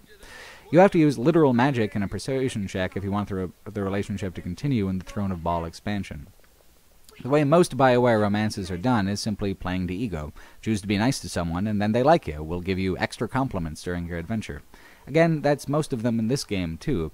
But Viconia is different. She's an illustration of what a romantic subplot looks like, divorced from expectations of success. I chose to go through with the Aerie plotline on this playthrough instead because there's a child involved, and I wanted to see how the familial themes would extend into it, but that was a real bad call. But at least I had a call. If you're a female player character, it's assumed that Animan's hunky-hunkiness is universally appealing. A handful of vocal players think that BioWare is too progressive these days for providing LGBT romances and a wider range of romances for female PCs, but this is the alternative. 3 varied options for a straight male, and 1 shitty one for everybody else. Moral alignment has always been critical to Dungeons & Dragons. It's not very surprising that subplots exploring sexual alignment have become more and more popular as time's gone on. Beamdog makes no major improvements to the game, besides making the interface easier to use in a couple of spots, allowing map zooming, and making the game compatible with modern operating systems. They add content and characters, both their regulars from the first Enhanced Edition and a new one, but they still stick out. Notably, there's a quest with a character named Hexat, who turns out to be, dun-dun-dun, a vampire. Now, there are options to work with vampires in the main story, and her presence as an evil thief really rounds out the variety of alignments and classes available for your party. But when you find out that she's an ancient and powerful vampire, you're still expected to free her and complete the quest even if you're not following the vampire plots. I chose to kill her instead because I was taking a hard stance against the undead in my playthrough, but it broke the quest. It reset Hexat's emissary to the Copper Coronet, but none of the rest of the quest. It's like they didn't even playtest what happens if you don't want to complete the quest and don't want her in your party. Out of any single thing Beamdog does poorly with Baldurs Gate, it's this failure to take no for an answer from the player that's the most glaring, and it's that tendency that gets shown up the most by the gameplay design of Shadows of Amn. For example, ignoring the Shadow Thieves for too long and side-questing past when you hit the 20,000 gold mark allows you to renegotiate your deal. You can go down in price twice just for holding out. There aren't very many non-violent options, but choosing to do the most good can get quite complicated. For example, late in the game, your romantic interest is kidnapped by Bodhi, a vampire. She turns your romance companion into a vampire, and you're forced to slay them. This is an abrupt and final end of that companion and the romance subplot, unless you go on this whole big quest to find some books, who bought the books from who, what the books say, where the temple in the books is located, what ritual you need to perform at the altar listed in the books, to purify your soul, and to bring them back to you. Alternately, you can move right along to the climax in a more straightforward vengeance. The motivation works either way. But doing good requires some kind of sacrifice, and the most reasonable sacrifice a game designer can ask of their players is one of convenience. It's not the only soul you can redeem in the game either. Yoshimo's betrayal is a pretty good example of a cliché done right. It's obvious that Yoshimo is a plant by Irenicus, and you can see his betrayal coming. He can too, though.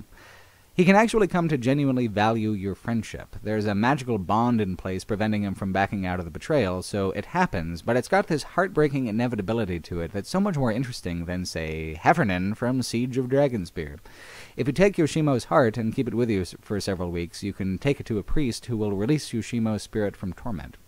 Having a betrayal is standard fantasy storytelling. Having a forgiveness come afterwards is quality fantasy storytelling. And then there's game design that goes above and beyond, like the Sahagwan City. After getting enough money to find out where Imowen went, you sail out to the wizard's prison of Spellhold. When you have to leave, you can take a portal to the Underdark or sail home. But you're given a silver sword of the Githyanki by the boat captain if you choose to sail, and the Githyanki always come back for their swords. They sink the ship, and you wind up prisoners at the bottom of the ocean. You must escape, into the Underdark. So the choice was illusory after all, but the journey was still affected by your decision in a profound way. You either see an entire city or you don't. Beamdog does not do quest design like this, and I don't know how they could miss one of the biggest lessons that this game has to teach. The section of the game with Spellhold in the Underdark is the part where the pacing dramatically changes as well. As soon as you pay the fee and go after Imoen and Irenicus, you're stuck on a very linear journey for the next dozen hours or so. Which is a good change, actually. The free-form adventuring you're doing to pull the money together is fun, but the drive to continue on after your nemesis and missing friend is equally strong. So when you continue, you just keep barreling forward into twists and revelations that set up the climax one after another. Then you get a little more freeform time to tie up anything you might have forgotten to do during the earlier freeform part, but that's it. The first act of Baldur's Gate 2 is classic adventuring, pulling the money together. The second is a high-level adventure into some of the most dangerous places in Faerun. And then the third is the climactic confrontations, in order of importance, concluded with a final battle for control of your divine soul. But back to Spellhold. It's a trap. Irenicus knew that he was a better wizard than his wardens would be, so he simply took over the asylum prison when he got there. His research on Imoen continued. Your predictable arrival was foreseen and desired. He needs your soul, and so he rips it right out. Imoen's, too. He gives Imoen's soul to his sister Bodhi. Yours he keeps for himself. Bodhi is supposed to kill you, but she's a wild-tempered vampire and sets you loose in a deadly labyrinth in which to hunt you down personally for sport. You triumph, of course, but this mid-game villainy is fantastic in the overall arc of the player character. The previous games were a fight over whether you were worthy of being a child of murder, whether you wished it to be known. This is about how, regardless of your willingness to accept it, you and your heritage are bound together, inseparable. It doesn't matter if you want to embrace what you are. Without it, you'll die. Your survival requires you to accept that murder is part of your nature. The Slayer form gives these themes a presence in the gameplay. In the absence of your soul, you gain a powerful ability. You can shapeshift into an unpredictable monster, one of the avatars of your dead father.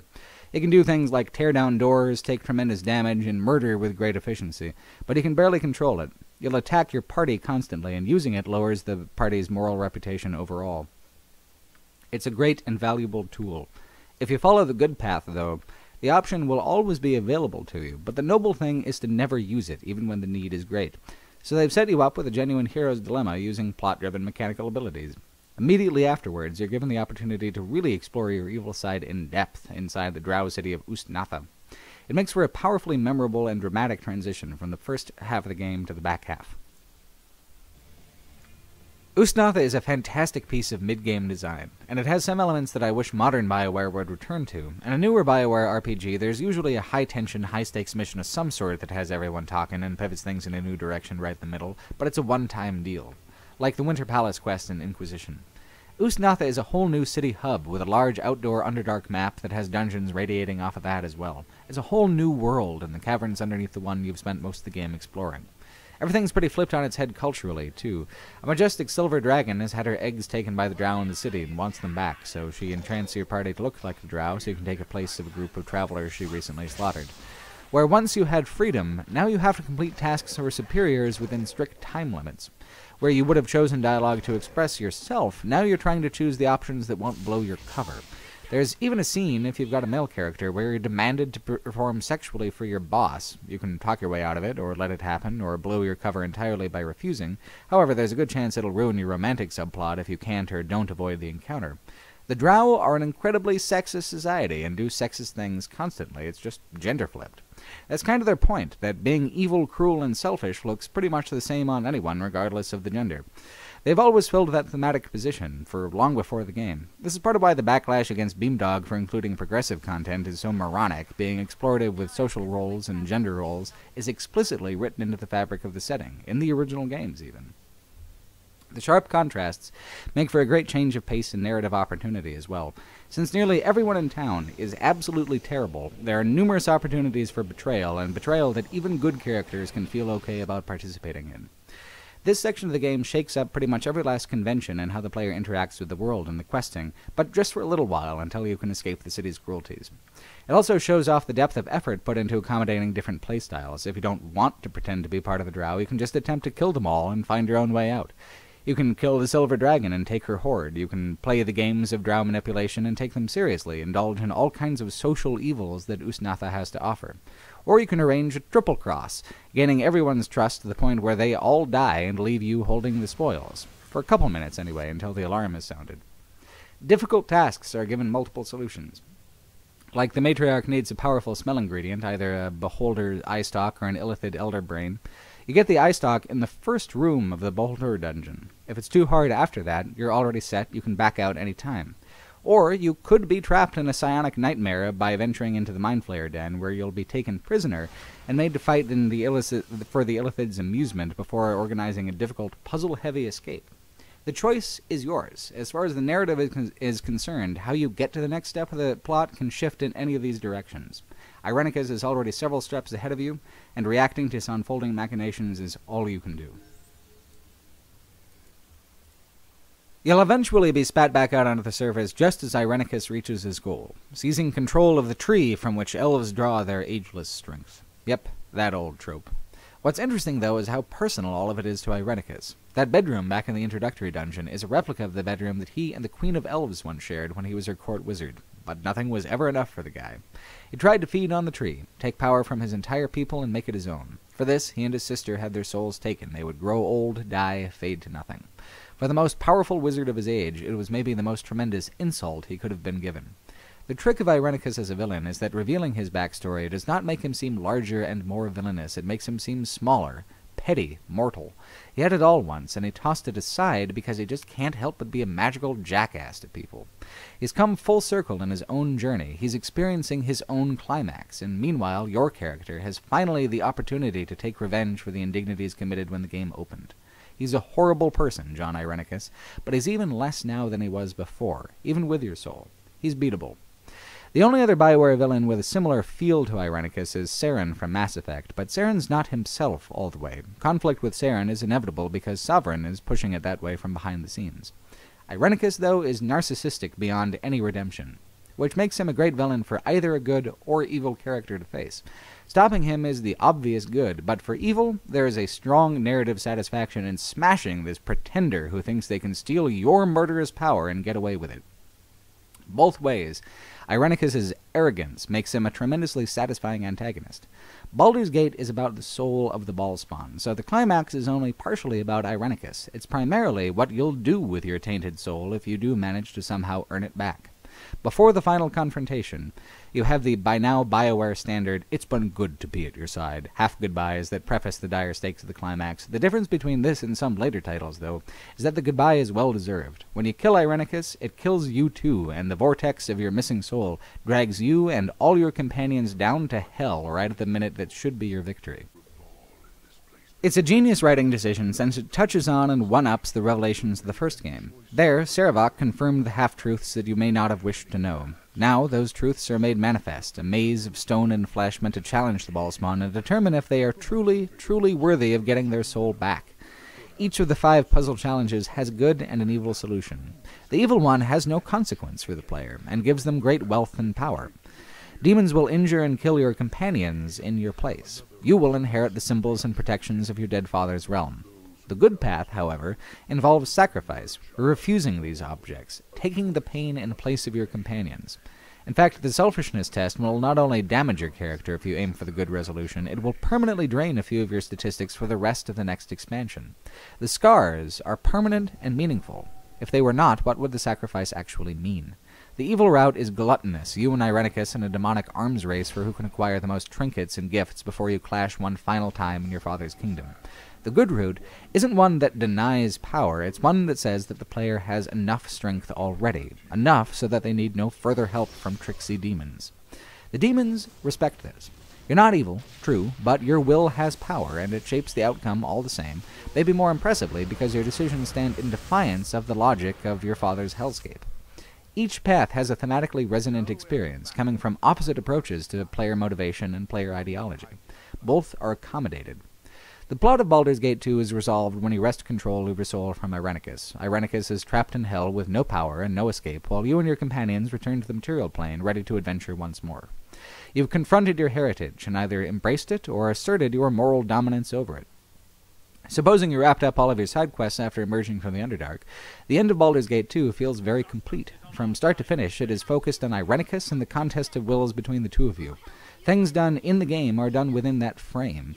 There's really only one lingering question, and it's one that's been quietly waiting in the wings since your first fragile steps in the journey from Candlekeep. What will ultimately become of the Lord of Murder's empty throne? Saravac was not its inheritor, nor was Irenicus. Are you? What would you do with the power of a god? The single-mindedness by which Throne of Bhaal goes about concluding the trilogy is an incredible strength. There's enough going on in the expansion to have been spread out into a full sequel, but instead it's condensed into a relatively short expansion experience. What happened is that they cut out nearly all of the side content. They chuck the open world and they chuck the open city and leave the design unencumbered by scavenger hunts like Siege of Dragonspear. It does feel sudden. All at once, it's the time of the prophecy at last. All of the surviving Bhaalspawn are warring openly with one another all of a sudden, and the 5 most powerful of them are standing like dominoes in between you and your father's vacant throne. I do wish there had been more of a soft transition, some extra scenes and adventures between Irenicus's fall and the long-awaited time of prophecy, but that just wasn't how Baldur's Gate 2 started, and the hard shift in tone and focus is just how they chose to do openers at the time, I guess. Plus, it is awfully exciting for a 100-hour-plus series to roll up its sleeves for the last chapter and declare, immediately and truthfully, that it's time to give all of this a wrap. The pacing works like a countdown as each one of the 5 fall by your hand. The throne lies at the end. Meanwhile, everything has much more of a mechanically relaxed pace as well. Leveling couldn't be more opposite from the first Baldur's Gate. Now that you're epic level in the 20 to 30 range, you'll be cruising through those levels at the rate of maybe 1 an hour or so. You're fighting the most powerful monsters in the monster manual, gaining special epic-level abilities that channel incredible power, cutting down men, women, monsters, gods, anything that gets in your way. That's typical for video game progression. The late-game player is often hugely overpowered. What's atypical is showing how terrifying that would be for regular folks to have to be around. Throne of Bhaal has a couple small cities, and both of them suffer tremendously because of your passing. Even if you're a good character, trying to do right and save who you can, there's no denying that everyone around you is suffering because of what you are. You might be a paladin, but you're still a child of murder. You can triumph over your 5 siblings because it's the right thing to do, to spare others the chaos, but you're still carving a ragged and bloody path straight to your father's throne. If you're evil, this is your heyday. The whole world now trembles before you. They tremble even if you're good, though, which is a wonderfully uncomfortable position to put the do-gooder in. How can you defeat the great evil when the evil is partially from within you? When the surest way to keep people safe is to see that they never cross paths with you in the first place? It would be easy to miss the more free-form open-world areas of the first game and the dozens of tightly plotted, well-considered side quests of the second game if it wasn't for how quickly and thoroughly the expansion goes about tying off all of its loose ends. Baldur's Gate 2 had so many lengthy, impressive side quests that those ended up making up the significant bulk of the content. Same thing with Baldur's Gate 1, though it had more of a quantity over quality approach. Throne of Bhaal is the end, a long, long goodbye to the whole Baldur's Gate experience. There's no more need for freeform adventure when your own power has grown so great that you couldn't fly under the radar that way anymore even if you wanted to. You're being pulled along to godhood, and cannot slow it down. The lack of side questing actually kind of underlines what's going on in the plot. What side quests there are don't always have resolutions that are positive, and a lot of people are dying all around you. The whole feeling is, generally speaking, really dire. What makes it hit so hard and work so well is how this really is the other end of the character arc that began hundreds of hours ago in Candlekeep. You hear it in the dialogue of your companions, who question their place beside you. Minsc even explicitly asks, where is there a place for hamsters and ass-kicking when you're up against prophecy and the concerns of gods? Eri wonders, how is it that she's become one of the most powerful mages in Faerun without really even trying or expecting to? What Jaheira agreed to do in the first place was look after Gorian's ward when they showed up at the Friendly Arms Inn. It cost her almost everything, her husband, her membership in the Harpers, her sense of balance. The long-term emotional costs of the journey start piling up on your companions, and on the player character too, and rather than shying away and keeping the tone light like previous adventures, the script embraces the ambivalence and fear that goes alongside being caught in the Bhaalspawn's slipstream. This is why a special Destiny plotline cannot be done in an in-person tabletop group. Only one of you is going to make a difference, and the others must find ways to make peace with that. Who are these people apart from you? As your star ascends, it burns those close to you, and you must deal with the fallout from that. They'll stay with you, but with misgivings. Even Aerie's stupid romance has a moment of clarity when Aerie talks candidly about the fact that should you become a god, it leaves her pregnant and alone, which kinda sucks for her, but being a powerful archmage, she feels like she'll be alright in the end. Aerie has actually become a strong character by the end of this series. All the companions have. The length of time a player invests in the Baldur's Gate series is uncommon even by today's standards. It took me around 120 hours, close to what Mass Effect took me, but Mass Effect's the only other BioWare franchise that's tried to preserve the same player character between games in a direct line of plot and causality like Baldur's Gate. Mass Effect, though, is much more about action and spectacle. With story mode on, Baldur's Gate is pretty much 120 hours of pure dialogue with a side of inventory management. The emotional investment and a cumulative journey of that extreme length is huge. Even if you played on just normal difficulty, you'd double the 120 hours I put into it easily. Playing through all the multiple ways the series can be played could take thousands of hours. That feeling of stress and melancholy, of nervousness, and approaching the end of a journey that would define these characters' lives and deaths in ways they never quite agreed to, is something that the player can really relate to as well. The end approaches for everyone in Throne of Bhaal. The amount of exposition and lore you end up with sometimes feels a little too straightforward, actually. A Solar, a representative from the heavens, has come to guide you to the final parts of your destiny. She slowly unlocks 5 challenges, like hell at the climax of Baldur's Gate 2, one after each of the 5 of your siblings is killed. Each time a challenge unlocks, she summons important characters, both living and dead, to literally explain what's going on in detail.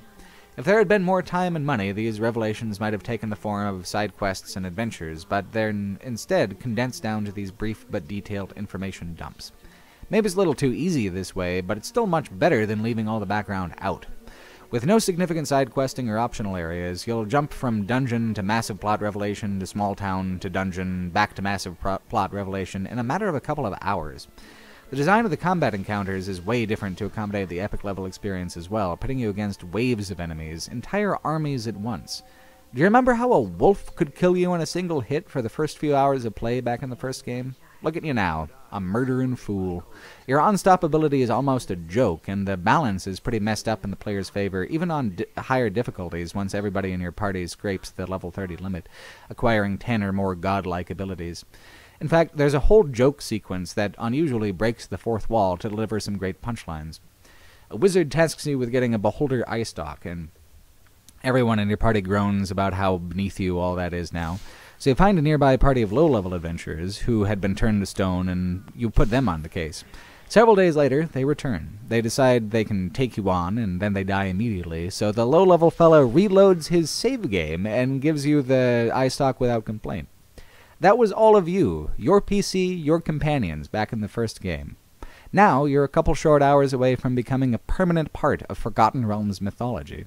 It's a totally different game experience from Baldur's Gate 1, both tonally and mechanically, but neither is as resonant without the other. You are given one last big hurrah for side content, Watcher's Keep. It's like Durlag's Tower, an incredibly dense puzzle box dungeon experience with the toughest enemies and puzzles in the series. Everything about it is huge. The maps, the loot, the challenge, and finally the boss. The setup is, again, classic and simple. There is a great evil and many treasures sealed within the keep. The wards are weakening after millennia of imprisonment, and you must go strengthen them. The execution of this is wildly complex, though. There's one level of portal mazes where 2 groups of fiends, the demons of the chaotic evil plane and the devils of the lawful evil, fight their unending blood war within the confines of the keep, like a war in a bottle. There's a machine, an impossible machine, that can unlock the hidden secrets of the planes and permanently boost your stats, or else kill you in cosmically painful ways. Durlag's Tower was the pinnacle of difficulty for the first game and its expansions, and Watcher's Keep is its absolute pure and challenge. Again, it's a part of the game where playing on story mode will rob you of the real impact of the experience, although for many players, story mode may be the only thing that lets them complete it.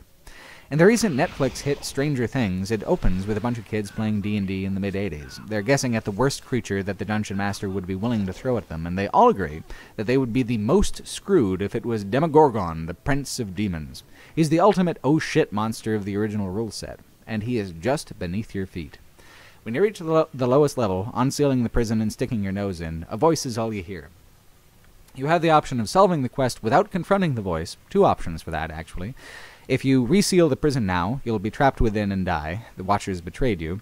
So the voice suggests that you seek revenge. The Watchers counteroffer with a spell that won't kill you. Or you could stand, shout, and challenge the voice, whereupon Demogorgon will appear and fuck you up royally. Killing him isn't even the optimal quest resolution. Slaying him on the material plane just allows him to go back home to hell. You've freed him just the same as if you had released him deliberately. Only the path of continuing to trust the Watchers after their betrayal would have kept the Prince of Demons trapped. But you know what? At least it explains the blood war raging on the upper floors. This is what high-level Dungeons & Dragons modules are all about in the tabletop setting. Difficult, excessively lethal dungeons where the worst comes true and you just hope that you and your friends can come out the other side. Glittering riches that mortals were not meant to hold await, if you can live to carry them out. Outcomes within the modules attract the notice of the divines. But again, the reward is in the long process to get there. Watcher's Keep is a parting gift to the hardcore, years-long Dungeons & Dragons enthusiasts for whom this game was really made. It's even more of a time capsule than the game around it. While much of Baldur's Gate 2 has survived into the modern BioWare toolkit, they have never made anything quite as defiantly niche as Watcher's Keep again. In the challenges given to you by the Solar, there's a couple of them that are real marvels. The first is where you actually confront yourself pretty much at level 1. Your innocence, before you left Candlekeep, before you knew. Would you go back? The answer seems obvious. No, of course not. To go back is to erase all the moments of wonder and danger you've had. Whether you asked for it or not, your destiny has made you. You must kill your own innocence to continue, but really, it was dead long ago. Maybe it's goofy to put it in the game literally like this, but that's part of what's special about Baldur's Gate. The series pays close, serious attention to the long arc of the plot, the one conveyed in dreams for every title until now, when the time for dreams is over and the time to choose has come. The other great moment is where Cyric, one of the most powerful voices of the many hells, comes to have a chat with you. He was intending to become the new Lord of Murder himself. You weren't thinking of competing with him for that, were you? It's quite a thing, from rats in the basement to trolls in the castle to having power lunch with an immortal evil. The interesting thing is, at the time, I didn't actually think I was competing with Cyric. I thought to myself, I'm trying to be good. I can't be the Lord of Murder. I'll turn it down. This, of course, pleases Cyric immensely, which means that it can't have actually been the right thing to do at all. Doing nothing with the power you've been given is rarely actually the greatest good, even if being humble is generally seen as virtuous. It's an interesting way to play it. You could absolutely decline to take the throne, to go back to being immortal, to go back to being an adventurer, but then you're giving all that power to Cyric, who will gladly take what you won't touch. There often is no single binary way to do good or do evil. We do what we can with the pieces we're given, and we hope that we have not fucked up too badly. Godhood is a complicated business, but this whole time the games have been telling you that you cannot simply wash your hands of what you've been given without genuine consequence. This all spirals down toward the inevitable confrontation where only a woman named Melisande is standing in your way. She was Bhaal's head priestess, and when the time came to sacrifice the Bhaalspawn and restore him, she left him hanging. She would wait, plot, gather the others, use you to kill the others, and then she'd kill you, taking all your essence for herself. She would be Lord of Murder. Blood be damned. She's an okay villain, no Irenicus. In the scheme of things, she's just an obstacle. When you kill her, you've killed the last thing in the game. Will you walk away or embrace what you've spent hundreds of hours becoming? The Solar explains that if you choose to accept godhood, you won't lose yourself. Murdering's almost all you've done in these games, but you've still done good, haven't you? Haven't you used murder to help? Would it be so bad for the heavens and hells to have a Lord of Murder who cared about motive? The choice is left to the player. It's been a long road to get here. The whole story kicks off in Baldur's Gate 1 with a quote from Melando's prophecy, the one playing out its final moments right now. The prophecy only ever said that this moment of choice would come. It didn't say how it would actually turn out. Throne of Bhaal does not open any last-minute mysteries. It does not leave any cliffhangers. Throughout its length, it methodically ties up every loose end that relates to the central plot. When it's over, it's over. Beamdog said they want to do an Infinity Engine-powered Baldur's Gate 3, but I sincerely hope that they don't.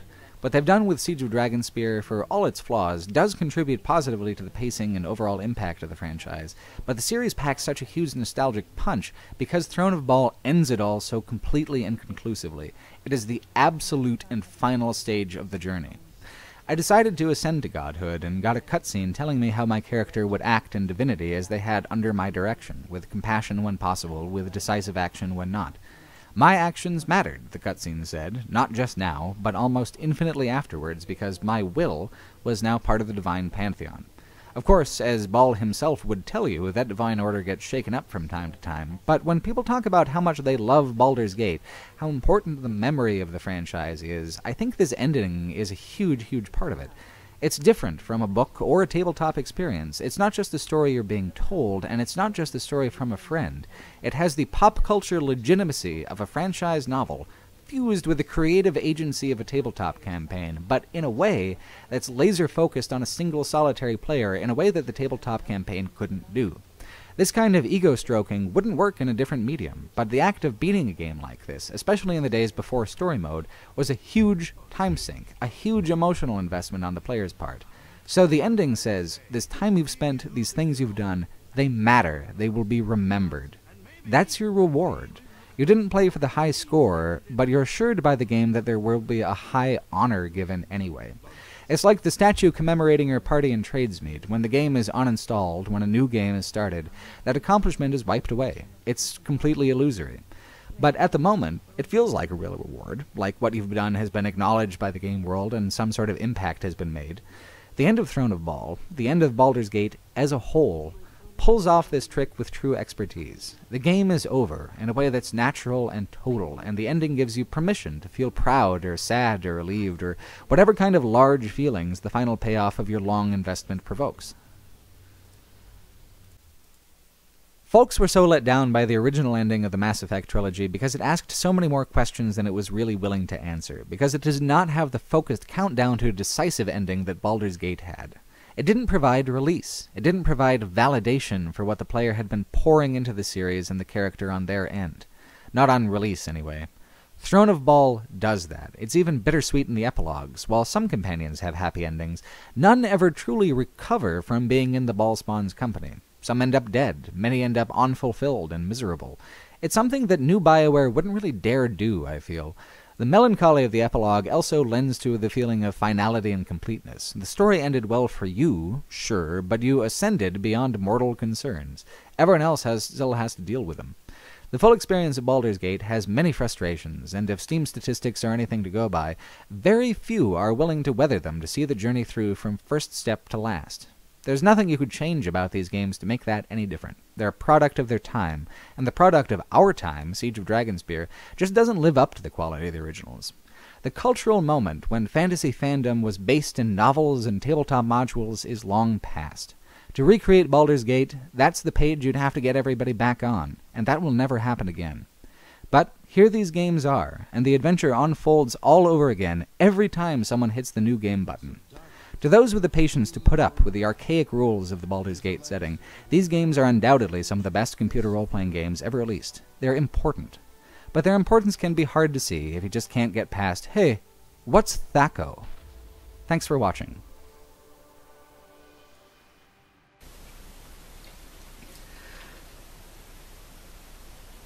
I want to particularly thank all my patrons for their patience with this video. It's taken a longer time than usual. It always does when I try to tackle a BioWare franchise. But it's taken literally a couple months longer than I said this video was going to take, and a number of things that I said was probably going to happen with this video didn't end up happening. I didn't end up being able to reach out for outside help with either the script editing or the audio editing. So it was just a one-man show again this time. That was promise that I had made to patrons that I ended up, sort of breaking out of necessity. I decided that the greatest good would be just to get this video done before the end of the month, before another pay cycle went through, so that's what I did. This is the video as I've done it. I'm glad to have it done, and I hope it's up to everyone's standards, but I have a total refund policy if it isn't up to anybody's standards, if anybody wants a refund for the amount of time it took, or anything that they don't like about it. Anyway, I'd like to thank now, by name, the people who have given $10 a month or over.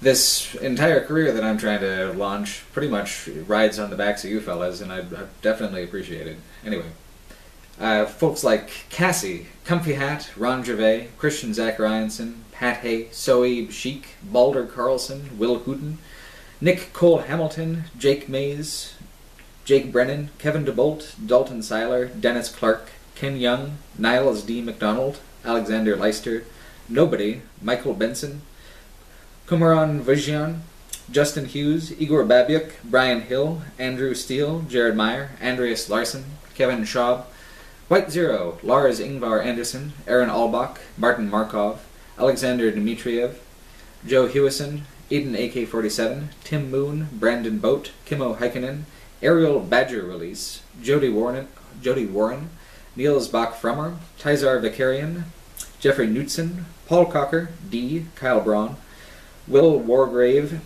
Galak, Sasha Aya, Jack Harvey, Jonas Martinson, Brad Wallace, Camel, Robert Glover, Jack Dawson, Alex Zalato, Josh, Matthew, Brad Carr, Dewey, Preston Allen, Stephen Patyuk, David Gilbreck,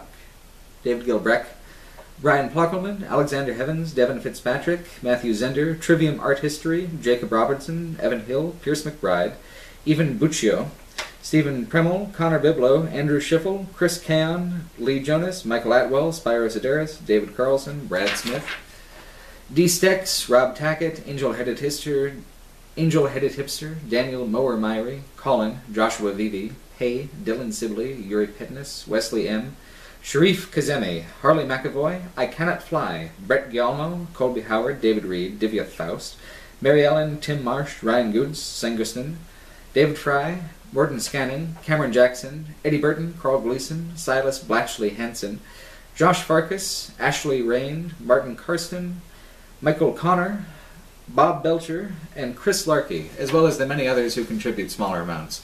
Again, I really appreciate it. You make what I do possible, and thanks for watching. Time. That's the real genius of the game. Few people are able to play tabletop RPGs. It's hard to find a group of willing friends, and even if you've got one, it becomes increasingly hard to coordinate everyone's free time as people get older and responsibilities of the real world accumulate. To take the special kind of slow-burning, highly social, technically complex game experience that Dungeons & Dragons is about, and automate every single role besides that of a single player to be picked up and put down at leisure as time and schedule allows, is a tall order. BioWare had a tremendous challenge before them if they wanted to make a game that was truly faithful to a tabletop experience. Modern role-playing games provide wonderful experiences that make incredible use of the medium of video games, but they fail to recapture the magic of Baldur's Gate, first and foremost because they are trying to be a video game, and a video game only, because they don't seek to translate, mimic, and automate the tabletop experience the way that Black Isle and BioWare did in the early days. It's evident in the systems. A scene is revealed to you as you advance, like it would be described to you by the Dungeon Master. Everything is accomplished with dice rolls. Weapon damage is still listed by the number and type of dice being rolled. On regular and higher difficulties, even hit point gain is randomized with a dice roll. The advanced Dungeons & Dragons rule set is very complicated and very archaic, but in a tabletop setting it makes more sense.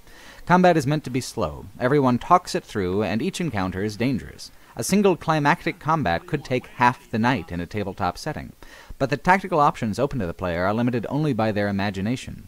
The spells in the game are reflective of this. There are many more spells than situations where they would be called for in Baldur's Gate, but the system is meant to work with human imagination instead of predefined code. They could have easily made a system that was better suited to the limitations of a video game. That's what happened to Fallout, for example. It was originally intended to use GURPS, another complicated tabletop rule set. Black Isle ditched it and made their own, one more tailored to the game. But on release, the point of Baldur's Gate was not so much that it was a new computer role-playing game, but that it was, specifically and deliberately, the one game to finally provide an authentic, single-player advanced D&D experience. There's one cardinal sin in tabletop role-playing that Baldur's Gate commits that allows it to elegantly one-up most other campaigns in D&D history. It makes the story about just one player in particular, Player 1. It's a special destiny plot. You just can't do that in an in-person group because it's neither fun nor fair for one character to play the starring role. Baldur's Gate's special destiny plotline is cliché, considering that the entire part of this is social, to allow players who may have missed a session to stay in the level range of others in the party and continue the journey next week when they didn't have to be at work or whatever the obligation was. Part of it is to identify the amount of relative peril you'll be facing, powerful characters versus overwhelming challenges, or fragile amateurs fighting the odds and winning smaller struggles. The tone and rhythm of Dungeons & Dragons changes with different character levels. This has always been one of the fun things about the tabletop experience, the relatively self-contained nature of each module, and the way you'd reuse the same character for harder and harder modules. If you really played from level 1 to 20 with the same group, it would take months of play, dozens of modules. But during that time, you would experience your friendships two ways, as regular friends playing a game together over and over again, and as your characters who would develop an intricate past with one another as adventures pile up behind them. So no one really batted an eye in 1998 that you only got 6 or 7 levels out of a 100-hour game. It was just like real Dungeons & Dragons that way, and also like tabletop Dungeons & Dragons. If the Dungeon Master cannot command the player's attention and curiosity, they inevitably wander off into a myriad of unexpected distractions.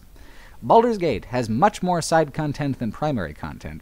Its developer, Black Isle, fundamentally understood that the call of adventure is a strange and haphazard one, and attempting to force the player to do anything at all runs counter to the spirit of Dungeons & Dragons. So Baldur's Gate presents the player with a vast fantasy wilderness, allows the plot to unravel slowly enough to invite a thorough exploration. And then that exploration begins pretty much instantaneously. You and Imoen set out, and the wheels of prophecy begin to turn. Baldur's Gate is not designed like a modern digital role-playing game at all. It isn't exactly a computer game at heart. It's an automated dungeon master. The game being played is still Dungeons & Dragons. The software of Baldur's Gate, the program, is just the technological and artistic framework by which you can play Dungeons & Dragons as a solitary experience. Everything about it, its hopeless and frustrating mechanical complexity, its detailed hand-pixelated backgrounds, its tactical turn-based combat, its branching dialogue trees and emphasis on choice, is an act of translation from one medium to another. It is an act of digitizing the complex, unpredictable, deeply social experience of Dungeons & Dragons in a way that's completely comprehensive. It seeks to mimic the emotions of D&D, the sense of curiosity and discovery, of friendship and danger, that previously required a room full of friends and whole evenings of home is permanently behind you at the start of the game. From now on, you're no one's ward. You're an adventurer now. You have nothing to lose and nowhere to go but forward. Before all this, your first optional task was to go and kill rats in the basement for 1 experience point apiece. As cliché as it is, there's something powerfully charming about this. You're an absolute beginner at adventuring. You can barely withstand a single blow from a sword, and the experience comes slowly in Baldur's Gate. By the end of the entire first game and the expansions, you can't really make it past level 9. There's not enough experience points in all the monsters and all the quests. Every orc, every goblin, every lowly rat is a meaningful stepping stone on your adventure, and you'll never truly become a powerhouse of combat or magic. It's a low-level adventure, in a way that digital role-playing games almost never solely focus on anymore. Although it is a typical special destiny plot and a typical rise to power for your character, it happens slower than any modern game would dare, much to its own benefit. Each stage of growth, as a character in the narrative and as a character on the sheet, is distinctive, lasting long enough to feel like an era of your character and not a session of play. It feels natural, or more natural than most games. Typically, a computer role-playing game makes you feel like a badass by the halfway mark. Baldur's Gate doesn't let you become overpowered until more than halfway through the next game in the series. And you wouldn't feel it half as deeply if you didn't have such a strong sense of your character's roots as a clumsy amateur. What's especially remarkable is that Baldur's Gate, the original, has an open world of a quality and depth that wouldn't really be seen again in computer role-playing games until 3D got big, with Morrowind and World of Warcraft in the mid-2000s. There are dozens and dozens of optional outdoor areas, and with the addition of content from the 1999 Tales of the Sword Coast expansion, there's a meaty chunk of large side dungeons as well. All of it freeform, all of it optional. The incredibly low level cap and the excruciating slowness of leveling is what makes this arrangement possible and manageable. Where a modern RPG like Skyrim would use level scaling to make the game's progression nonlinear, Baldur's Gate simply limits its monsters and loot to a sliver of AD&D's broader scope, the levels 1 through 7. That's the way the tabletop game was meant to be experienced as well, and why it didn't seem like a strange design choice at the time. Adventures, also called modules, all had a particular kind of level spread for players to be in for it to work right. And you weren't meant to gain more than a level or two per adventure, certainly not more than 1 per evening of play. About 0.5% of players have gone on to finish the new expansion, Siege of Dragonspear. For the second game, the numbers are even smaller. 5% of players have left the introductory dungeon, and 0.4% of players have gone all the way to the end of Throne of Bhaal. So, if Baldur's Gate is such an amazing experience, like critics and older RPG fans say it is, why are so few new players able to actually get into the experience? Those percentages are taken from people who own the game on Steam. Far more have bought the game than ever meaningfully played it, by more than a 10-to-1 ratio. Untangling the reasons behind this disparity, between its high reputation and its low impact in its newly remastered form, is a journey that takes almost as long as the games themselves. Role-playing games have recently begun coming back around to the design sensibilities of Baldur's Gate, but the games themselves are truly of a previous era in a way that's hard to pin down. It's not just the rule set. The culture of fantasy, of how high adventure is portrayed and crafted and consumed, has changed. Our expectations have changed. And yet, Baldur's Gate has barely changed at all since 1998. No matter how many years pass in the real world, your adventure always begins the same, with the player assuming the role of a young and naive ward of Candlekeep, protected by the mage Gorion all your life from the things to come. The way Baldur's Gate opens is critical to the whole experience, and key to the player's emotional investment in the grand arc of their ultimate destiny. To start humble is important. Candlekeep is small but friendly. You're surrounded by friends and mentors, folks whose power would appear insignificant later on in the game, but who seem at the start to be so much older and wiser than you. You and your childhood friend Imoen are orphan wards under the care of Gorion. Things are happening beyond either of your control, though, and you must leave together as home may no longer be safe. You're an innocent. You've never killed a man, you've never looted a corpse, you've never earned a coin off the blood of another. You know nothing of yourself save the peace and freedom of quiet childhood. Considering the tide of murder that washes in alongside your destiny, this is a remarkable start. The idea of home and history, of your character having been part of the world but having seen little of it so far, grounds the player immediately. It's quiet, it's pastoral, it's very different from what comes afterwards. Your origin is important in Baldur's Gate, and you'll circle back around to it time and time again over the course of your journey. Gorion and Imoen are family, but when you begin your journey, you're ambushed by a figure named Saravok. He kills Gorion, and you barely escape. The gates of Candlekeep are closed to you with him dead. Imoen is all you have left, and way over yonder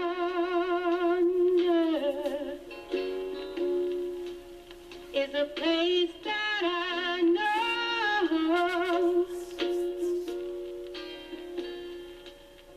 where I can find shelter from a hunger and cold. Hi, I'm Nojave. In this video I'm going to be taking a look at the entire Baldur's Gate series, including the new content from developer Beamdog, who recently rehabilitated the whole series for modern systems and added a lot of their own stuff, including a whole new 30-hour campaign right in the middle. We're going to be looking at all of it, how the old stuff works now, how the new stuff works with what they released way back then, and everything in between. It's also going to take a really long time. There's a timestamp table of contents at the bottom to jump around or come back to it after you put it down. there is no electronic series that has captured the massive scope of adventure that tabletop Dungeons & Dragons is capable of so comprehensively as Baldur's Gate. There are plenty of franchises and series with a grander presentation and tighter plotting, even within the BioWare catalog, but none of them let you experience a story that takes your character from childhood to godhood in a way that's mechanically and narratively seamless. Your actions shape the fabric of a setting that spans far beyond the game itself. It's drawn from dozens of novels and tabletop nodules. It's a setting with a deep and complex mythology already in place before the game even starts. The success of Baldur's Gate as a series hinges not on how well designed a game it is, but on how it blurs the lines between fantasy novel, tabletop role-playing, and digital systems.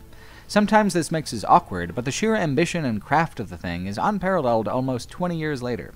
A new developer, Beamdog, not only restored the BioWare software to run with increased functionality on PC and now on tablets in the enhanced edition of the game, but they also added their new content to every title, even going so far as to make a massive expansion to the first game that's as large as Throne of Bhaal was for the second.